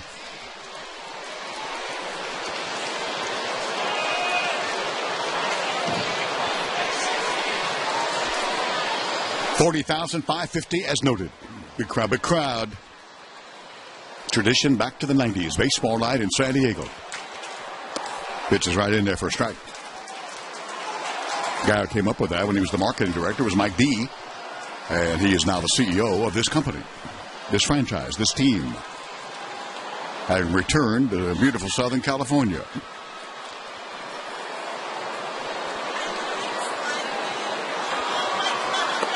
Pitch outside off speed by Maurer. And on behalf of Mr. D and the ownership, the Fowlers, the Seidlers, Jesse and myself, several groups, lots of groups here tonight. We welcome you and invite you to come back anytime, including the Bedford Girls School and Bio Legend. And a fastball into center field. Jankowski coming on, can't get there. He'll try to deke him with the glove. No deking involved. Deking doesn't work.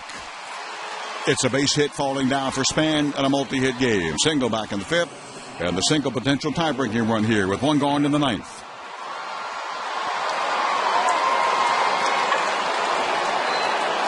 Angel Pagan. Single. Home run single.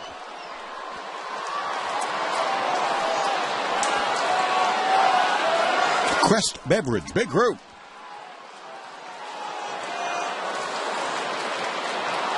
Cymer Incorporated. EW Corporation.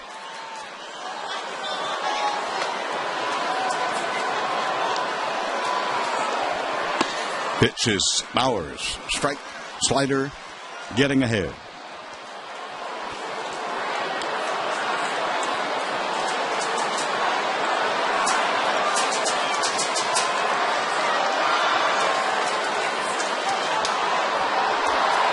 This is a 5-5 ball game. Maurer delivers that fastball. You're late. You're fouling it back on the third base side. Way upstairs there, upper tank. No balls, 2 strikes. Romo and Casilla both warming for the Giants in the bullpen. Romo, if the score stays the same. Casilla, if it does not. Special mention for the United States Navy when you're here in this military town. We salute you, no pun intended, USS Michael Murphy. And many of the sailors here tonight among that crowd of 40,000. Pagan switch hitter from the left side, fooled badly on the slider. Swing and a miss, strike 3. 2 gone, Mauer in the ninth. Padres in the ninth, did we mention? Myers, Kemp, Solarte. How can you have a walk-off with no Melvin? Mr. Walk-Off. Mr. Walk-Off's not here. He walked off with a family emergency / problem.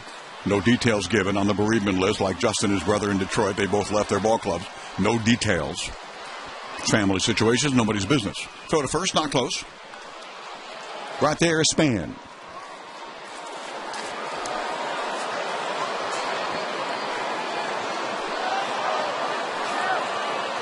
Span has taken 8 bags this year, but his ratio is horrible. Caught 5 times. That's as bad as it gets right there. Decent lead he sets up with. Pitch by Mauer is breaking ball outside. Ball 1. Sliders at 88. Man, if you're a baseball player and you see that like you saw Cashner yesterday, I've never seen Cash go 92, 93 on a slider. And that with four-seamer was a great combination to beat Bumgarner and the Giants. Fastball coming back here. Strike called. 95 mph. 1-1.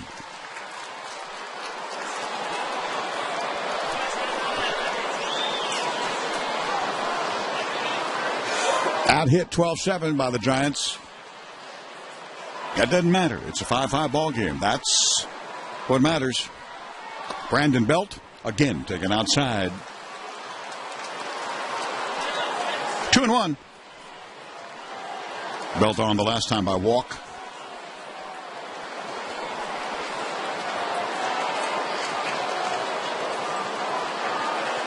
Buchter. 1, 2, 3 with a strikeout. In the 8th. Buchter delivers outside here in the 9th and goes 3-1.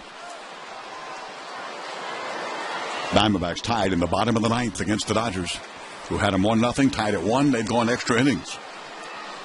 Certainly matters to the Giants. You can bet they're watching that board out there from their dugout at third base, straight ahead in right field.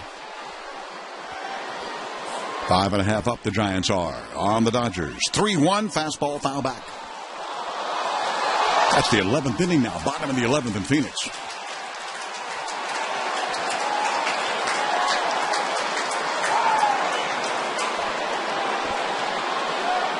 Not a lot of 1-1 extra inning games in the history of that ballpark, I think. No kidding. 1,000 feet above sea level, hot. Ball travels like crazy. More so with the roof open and the panels open, but still. Runner going. 3-2, fastball again, foul back again. By Brandon Belt, University of Texas Longhorn.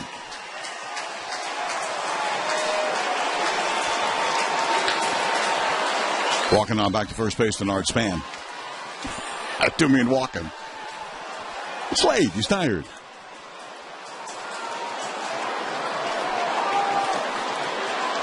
Overshift on Brandon Belt. Every team, every at-bat, including right now here. Runner goes on the 3-2. High fly ball. That's routine. That is no problem. That is left field, and Alex Dickerson is calling and catching in moderate depth. Medium left center. It's coming down to the bottom of the 9th here in the top half. No runs. The hit, the one-out single by Span. Nice job by Mauer. Hey, thanks for the gopher ball, Ace. Now, back to Padres baseball on the mighty 1090 Padres Radio Network. Petco Park on a baseball night in San Diego. Padre Baseball brought to you by Collins Family Jewelers. Watch, repair, things of the past? No. Not at Collins. Do it yourself. Don't do it yourself. They'll do it, and you will risk ruining your watch. Let professionals do that with a ton of experience. Decades of it at Collins Family Jewelers. They'll fix it, get it running on time for you. Collins Family Jewelers, located, by the way, in the Mira Mesa Mall. Bottom of the 9th. 3 guys with legitimate power here. Myers, Kemp, and Solarte. Anybody gets on, then Dickerson with legitimate power himself on the left side. Against the right hand of the veteran Sergio Romo from Brawley. Former closer, now setup man for Casilla. The last couple of years. Had some time on the DL this year. Heart of the order. Close enough at 2-3-4. Perdomo, because of that time on the DL, back now only his 8th appearance of the year. Great slider is what he's got. His first one is outside for ball 1. 5-5. Tied in the bottom of the 9th. This is Will Myers.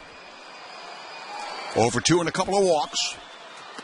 He has that breaking ball. Looking more like the curve than the slider. Strike called. It was the slider at 1-1. Slower than he normally throws the slider.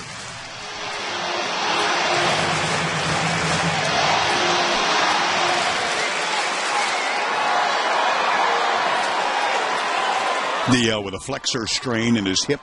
The 1-1, same pitch, different result. Outside, 2-1. This guy pitched in Brawley when he was 8 years old.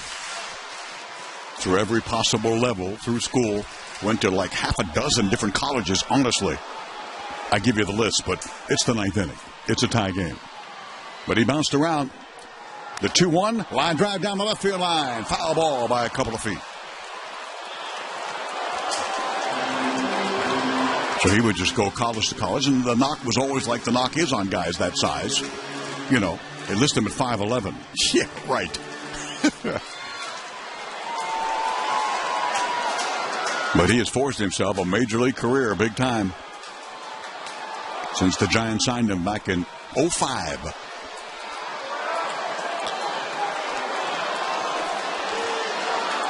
Last year, ERA 2.98. 70 ball games. And he's the kind of arm that you can use in back-to-back-to-back games easily. To Myers on the 2-2 slider, swing and a miss, strike 3. That's what he throws. That's what he's got. His fastball is going to be, you know, the average like 88. But hitting the slider, if you know it's coming, you still can't do it most of the time. One away. Here's Matt Kemp.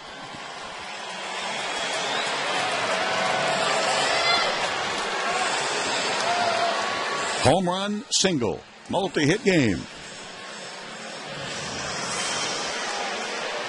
Home run number 17. Club leader, of course, is Will Myers, who got the big 2-0 yesterday. Two-time All-Star at the plate. Big slider, big break, strike. It breaks so big it looks like a curveball, but it's not.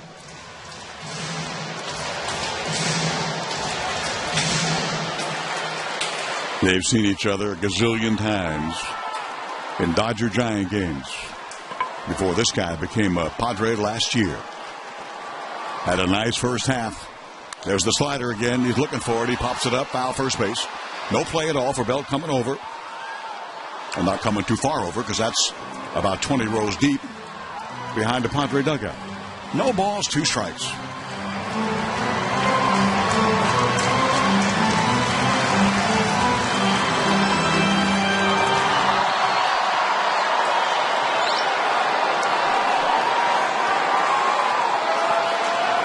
He worked last Saturday against the Diamondbacks at home. 1 inning, 10 pitches, quickly, 1-2-3. 0-2 to Matt, right down the middle, strike 3 called, and he knew it. He doesn't throw the fastball much after all those sliders to Myers and Kemp. An 87-mile-an-hour heater, quote-unquote, right down the middle, strike 3 called. Here's Solarte.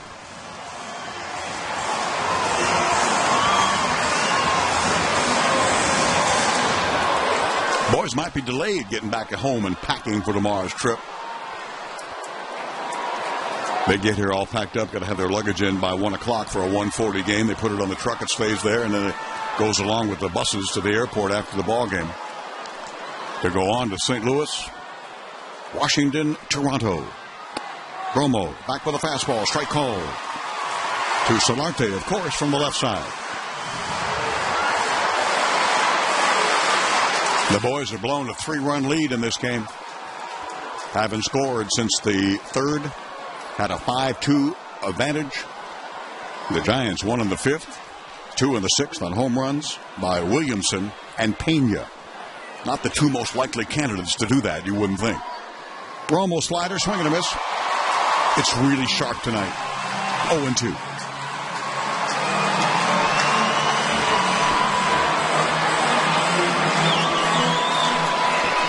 Two out, nobody on, 5-5.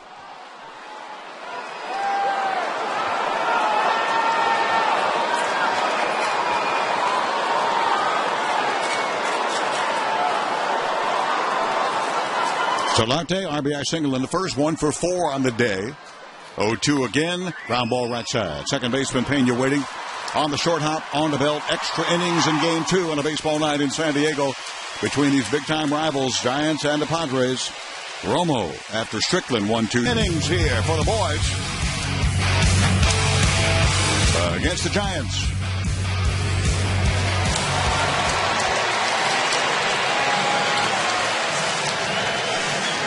Five. Never mentioned the boys since June 1 are the best team in the National League. My Padres, 5.5 runs a game. Got their 5 today. Wasn't enough. Couldn't hold the lead. The bullpen had a failure. Bad outing by Villanueva. Rest have been just fine. 4, 5, 6 Giants against Kevin Quackenbush. First pitch fastball to Buster Posey. Fouled on back, strike 1.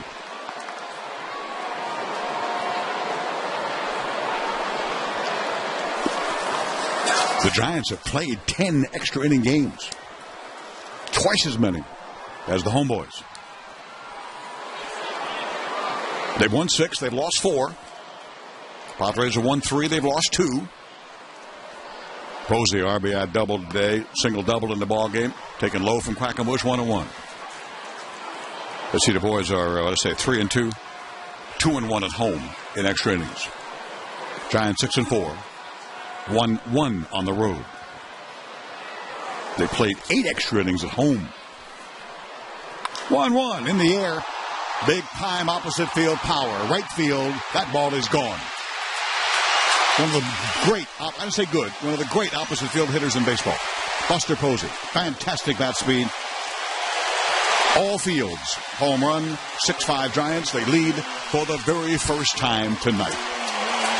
The home run ball has killed the Padre bullpen tonight. Second fewest homers in baseball this season. The Giants have hit 4 in this game.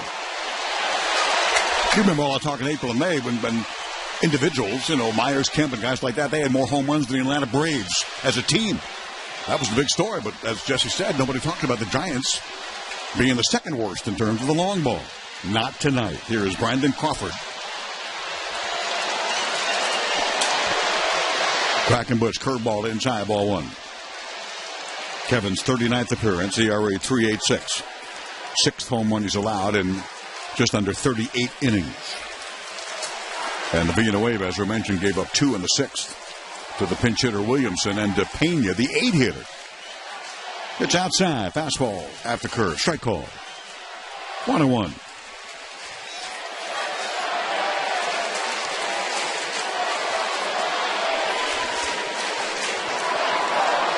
Yeah, Giant fans, I hear you. I see you, too. Orange all over the place. Like I'm at a football game at Tennessee. Swing and a miss. 1-2. Quackenbush last pitched the Friday game, game 2 in Los Angeles.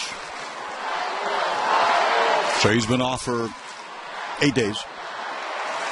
That was 2 innings, 1 hit, 2 strikeouts. Very sharp then. In L.A., the 1-2 here, right down the middle, strike 3 call.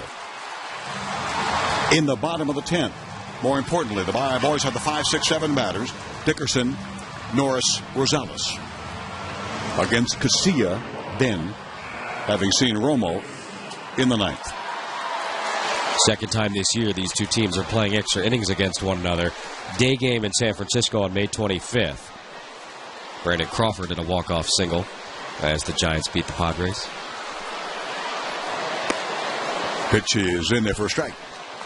Interestingly, of the 5 extra inning games coming into tonight that the Padres have played this year, that's the only one that's gone 10.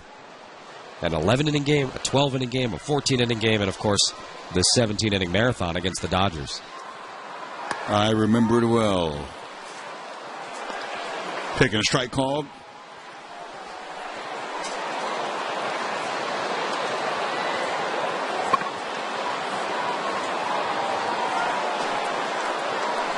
Florida native Quackenbush on a 1-1. Big rip by Mac Williamson. Mentioned his pinch home run back in the 6th. That was huge. Made it 5-4. Pena, 2 batters later, home run, made it 5-5.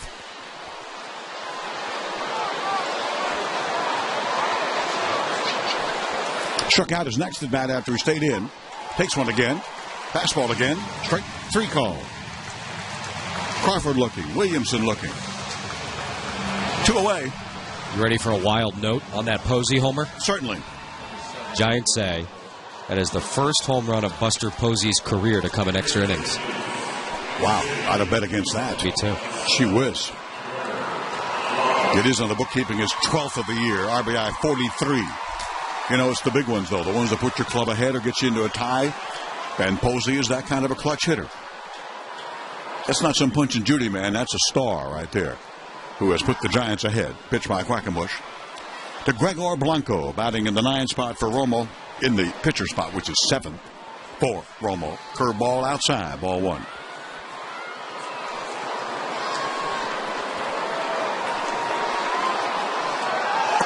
Quack delivers inside. 2-0. 13th Giant hit, leaves the yard.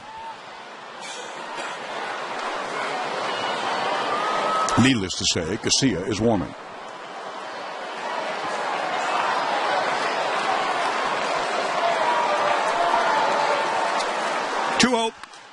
Line to left field. That might get down. That gets down. That's a base hit.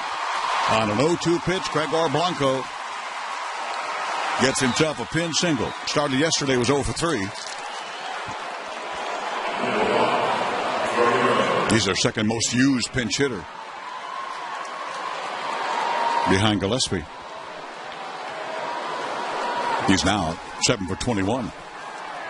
He has the kind of numbers that Wallace does for the Padres.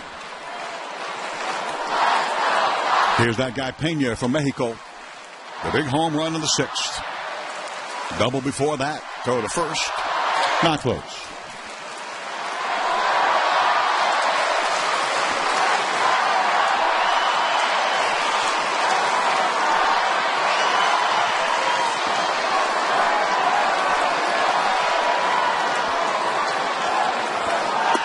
Pena takes a strike. Mentions his pinch hitter like Pagan in this particular Bochy lineup. Gosh, Boch is 10 years in San Francisco.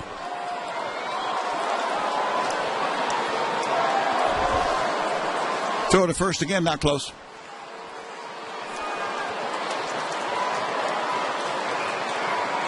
It's like Garth Brooks, man. That song, Thank God for Unanswered Prayers. Boch wanted the Cub job desperately. It was open. At the same time, the Giants job came open. He didn't get the Cub job. They've gone through 3 guys since then, and Boch has found him a home. Runner going. Breaking ball inside. Double clutch by Norris. No chance at all. Stolen base Blanco. Couldn't get a handle. Blanco gets number 5 on the year. He also has a bad ratio. Caught 3 times.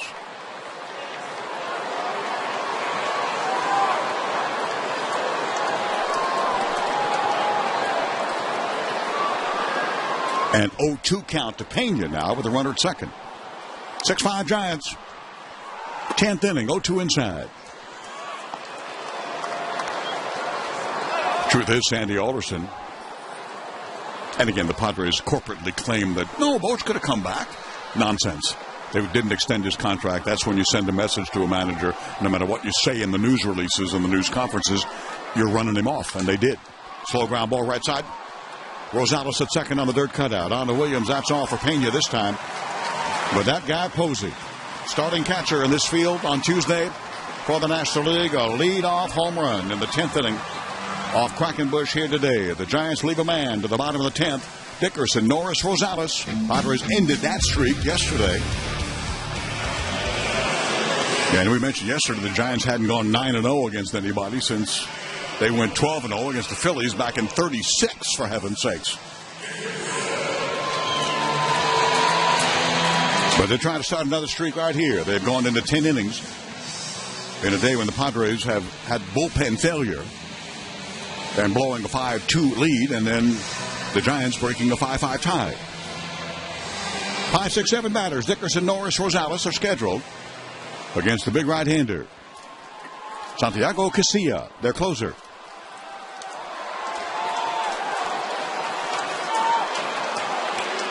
Big 6-foot right-hander at 210 from San Cristobal, Dominican Republic. Here's a Poway guy, Alex Dickerson, to lead off in the bottom of the 10th. Pitch outside, ball 1.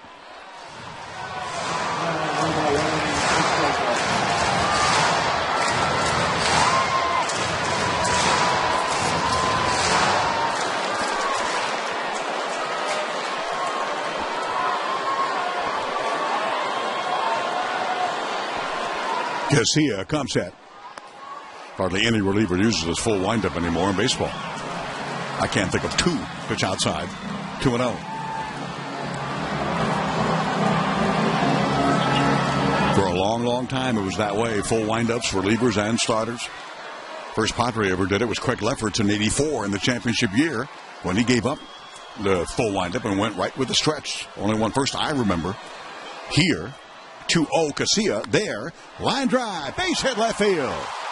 Alex Dickerson, homeboy, now to a 6-game hitting streak with a line single to left field, and the Tang runs aboard here in the bottom of the 10th.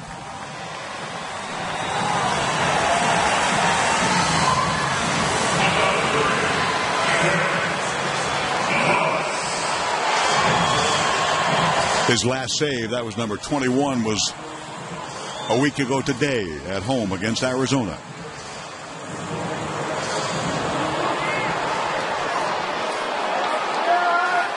Seventh most saves in the league, got 21. He's blown 4. That's pretty high for a half a season for a guy this good. On a bullpen that's been good for so many years. Pitch to Derek Norris, check swing on a fastball to inside. Well, the Giants, considering how good their bullpen's been for so long, they're blowing a lot of saves this year.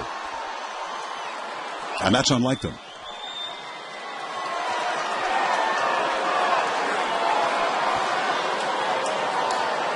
Playing a ton of one-run games, winning a big majority of them. That's what you got to do when you contend, and they have a 1-run lead here. Norris hitless on the day. Fastball checked, strike, call this time. 1-1.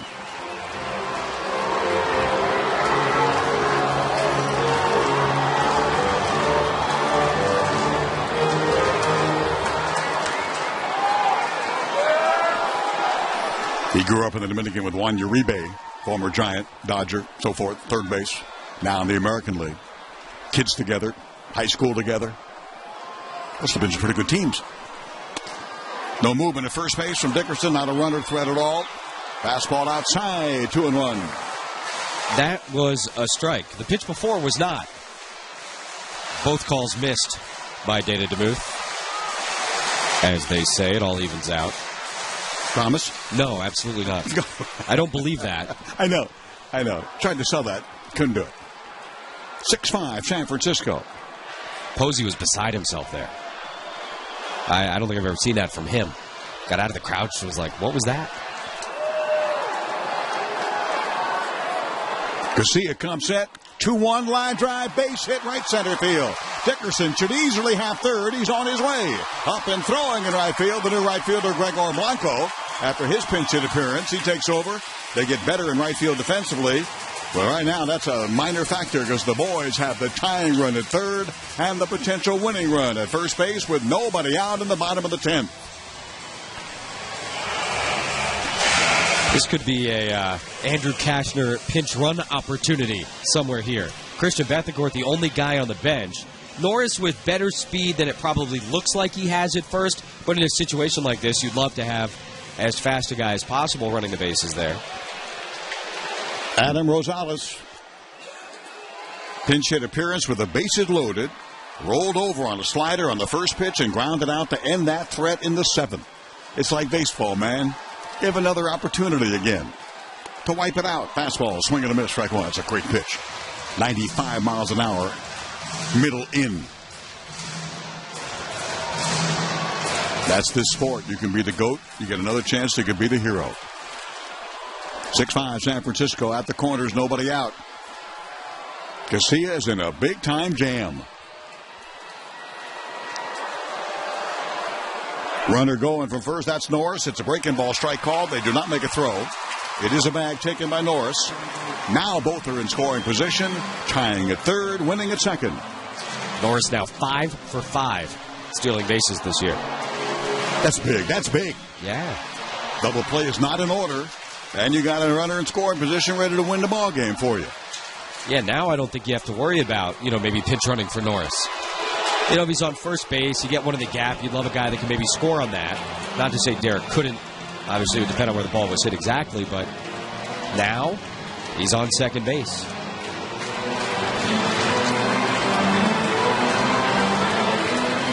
Santiago Garcia is a meeting with Posey, who has put this club ahead with his home run leading off the top of this, the 10th inning. It is still Santiago Garcia, right?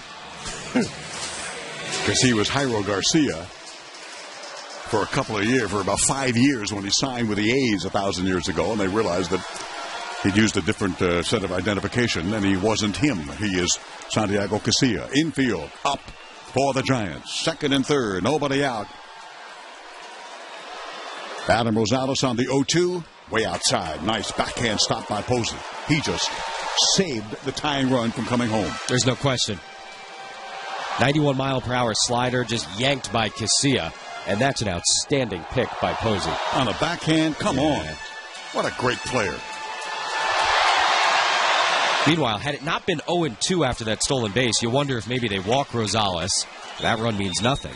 But because they're ahead of him, they're going to try and get him to chase and get that first out. You got Alexei Ramirez on deck, then the pitcher spot. Runners off second and third. 1-2 pitch in the dirt again, blocked again. Slight shift to the right this time by Posey. Not as difficult a play, but a big play in nevertheless 2-2. The Dodgers and Diamondbacks are 1-1 in the 12th. The Padres are down a run here in the 10th. Dodgers beat this club by 8 games for the division title last year. Now the Giants, as mentioned, by 5.5 coming in tonight.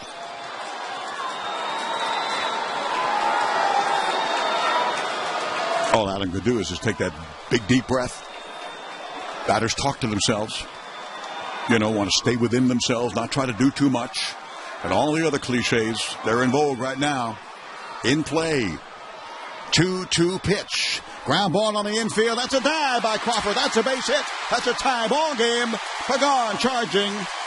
As Norris will go to third with a potential winning run, and nobody's out. 6-6 in the bottom of the 10th. You got to keep the faith.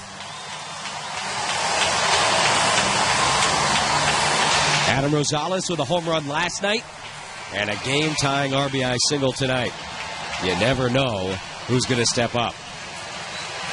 The infield was in. If not, it's probably a ground ball to Crawford. But the infield was up. He makes the dive on the multiple hopper to his backhand to his right. No chance. Base hit. Alex Dickerson scores the tying run. Alexei Ramirez has himself a big-time AB coming right here, right now. Once again, the veteran Dave Urghetti is out there. Every July 4, you always see those anniversaries this day in baseball when he had his no-hitter for the Yankees. Started for the Yankees, closed for the Yankees. Been here through multiple managers here as the pitching coach of the Giants. Now the big Dominican on the mound will face the Cuban, Alexei Ramirez. Been on 3 times today, single, walk. The runner at first, Rosales, after his RBI single, doesn't mean anything. The winning run is Derek Norris at third base with nobody out. Infield up, outfield, all the way in. You get a fly ball. Ostensibly, you win the ball game. Here's Garcia falling off the mound. That's got to be a balk. The ball game's over. He stumbled off the mound. That is a balk call by the plate umpire, Dana DeMute. And here comes Derek Norris. Padres on a walk-off balk here on a baseball night in San Diego. How about that? 7-6. Padres. Game over, man. I've seen him before. I've seen walk-off walks and walk-off hit batsmen and walk-off walks. You just don't see him too often. Not even once a season normally. And that time Casilla got set, stumbled, really off the mound toward the grass in front of him, in front of the mound, and that's all there was to it.